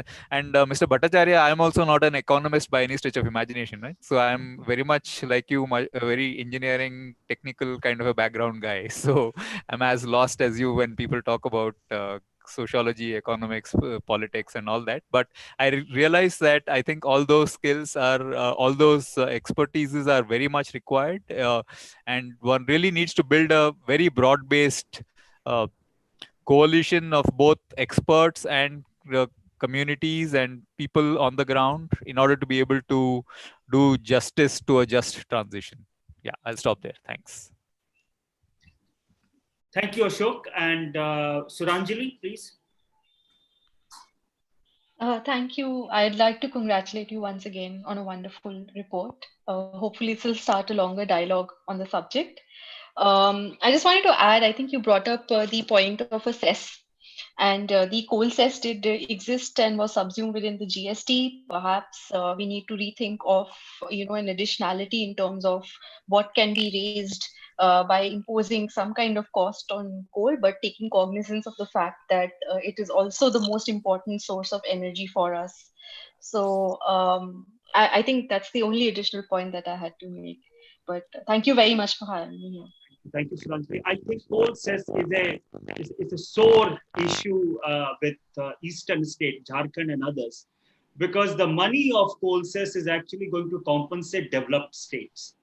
much well-off states like Gujarat and Punjab, which is not actually, it is not fair that the wealth of poorest state through coal cess should go to rich states. It should be other way around. But that's a much more important debate that we should have on this issue. So lastly, may I request Mr. Bhattacharya for his comments? Yeah, I'll have just 3 points to make. First, we talking about coal cess. As you know, it started as a clean energy cess. Then it became clean environment cess. So all that was, there was some justification in charging coal for the negativities that it creates, sort of take away the externalities and put it into some good basket. But the GST compensation says, as you rightly said, it is going somewhere else, completely unrelated to coal. And what is happening is, this is actually impacting coal's pricing power. It's coming out of coal's pricing power. The price is deregulated. We could have charged 400 rupees more. And that would have created a better corpus for all the other things that we are talking about. Just transition requires money. And I believe whatever said and done, the largest chunk of money will come from Coal India, nobody else. Because I've seen how people finance the things. It ultimately boils down to Coal India. So Coal India should be empowered. So, I mean, charging that kind of money out of the price, you're taking away 400 rupees. That doesn't make any sense. The second point, see, Mr. Soren's speech I liked very much. I mean, he's very realistic, but he seems to be, sort of nursing a little bit of a grudge against the coal sector. And I don't blame him for that. But at the same time, if you look at the realities, for example, Dhanbad, because I was CMD of BCCL, and during my time, the Jharia Action Plan, we got it approved from the government of India. That is a 8,000 crore project, entirely funded by Coal India, entirely. For the ills that was created from 1915 onwards by erstwhile owners, they did unscientific mining. As a result, all the coal is on fire. And there were conferences on coal fire in Pittsburgh, but that didn't yield results. Ultimately, it was CMPDI and Coal India together that came into some sort of a formalism how to handle this. And the process was very simple: take out the burning coal. I mean, just quench it, take it out, pull the cover, and that's it. But how do you move the people? Now the people have to be moved. And the most part of the 8,000 crores that Coal India was ready to finance is to build huge townships. It was a rehabilitation of 400,000 people, 80,000 households. And the money for that was budgeted. Now, but that who will do it? Actually, it is not for Coal India to create so many houses for non-coal Indians. They're not BCCL employees. That was to be done by a committee called JRDA, Jharia Rehabilitation Development Authority of the state government. You just have a look at the pace of activities. It was supposed to be completed by now. Just imagine 400,000 people, if they would have moved away into a fresh, new area, non-coal bearing area, a lot of livelihood opportunities would have been created. And here you simply take away the coal, take away the fiery coal, douse the fire. Dhanbad would be different, Jharia would be different. But what does it take? It takes coordination. Now, if that coordination is lacking, if the houses have not come up in time, as against 80,000 houses, the 4,000 or 5,000 houses have come up, Coal India can't be blamed. So it has to be proper coordination of all the players acting in this. And third point, I'll talk about Pallavi. Pallavi mentioned Raj Mahal because she knows the story, and actually we had long discussions about it.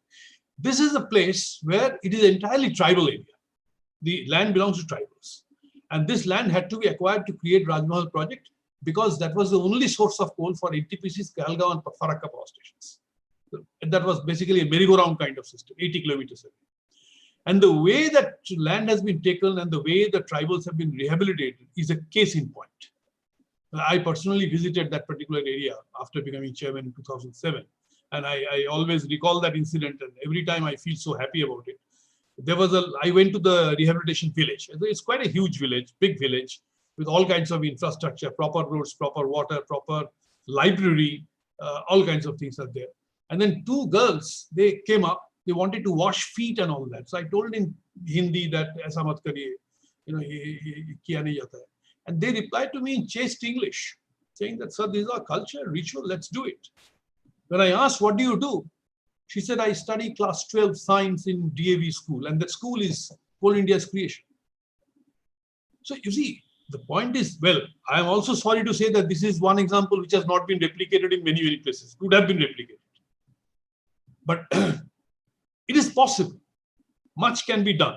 So that's the reason perhaps Pallavi was mentioning that particular instance. It's a Coal India instance. We have done it. So we can do it elsewhere. Only thing is there has to be proper coordination, proper appreciation of the work that is going on. And things can be definitely different. Thank you. I think that's the point. Things can be different. I mean, it should be different. I think the mistakes that we have done in the past need not be repeated. And that I think we need to look at brighter future for, this darker part of India. When in our travels, we have seen how these areas have suffered, and the Chief Minister, his own experience of the ground level. And if you allow me a minute, see, in this particular, I was actually narrating this particular incident in a conference where the US Consulate General was present. She immediately said that I want to visit that place. See, we took her there. She had no problem in communicating because there were so many English-speaking tribal ladies. She danced away with them. And when she came for lunch, there was a lady who came in. The name of the lady is still I remember, Malati Tudu. That was the name of that lady, a tribal lady. Her point was only to claim for a promotion because she has been operating a 20 cubic meter shovel, which is the size of quite a hall, quite a big machine. And she has not been promoted. So we told the CGM that please see that if the promotion is justified, 5 years is done, so please promote her and do it in 7 days' time. So out of a little anxiety, I told her that keep my phone number, and if you don't get promoted in 7 days, give me a call, like that. You'll not believe the US Consulate General called me up after 10 days. Has the promotion been effected? That was the kind of interest people take. And thereafter, in every conference, when we got free publicity out of nothing, she will mention Malati Tudu as a great example of women empowerment. So these instances do happen. Only thing is we don't talk much about it.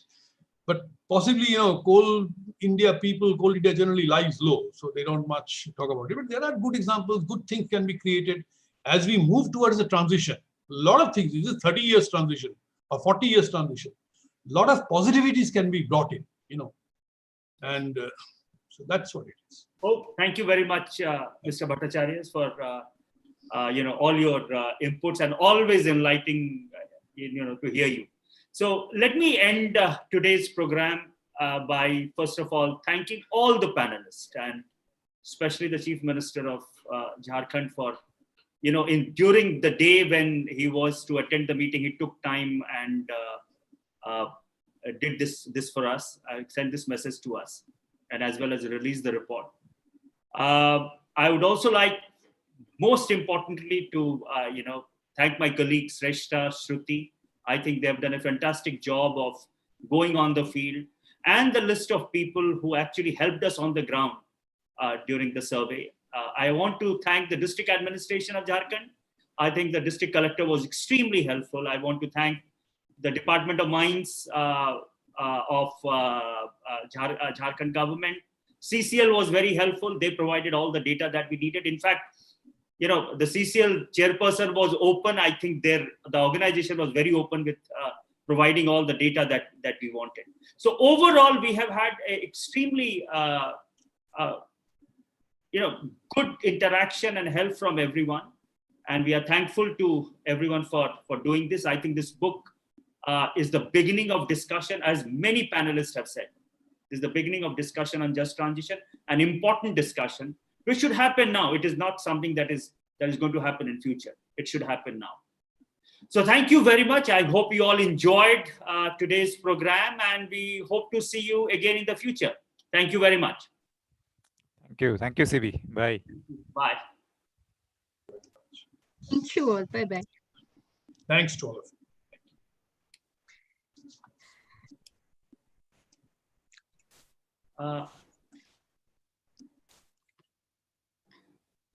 Sesha, can we, after this meeting, can we do a Skype, please?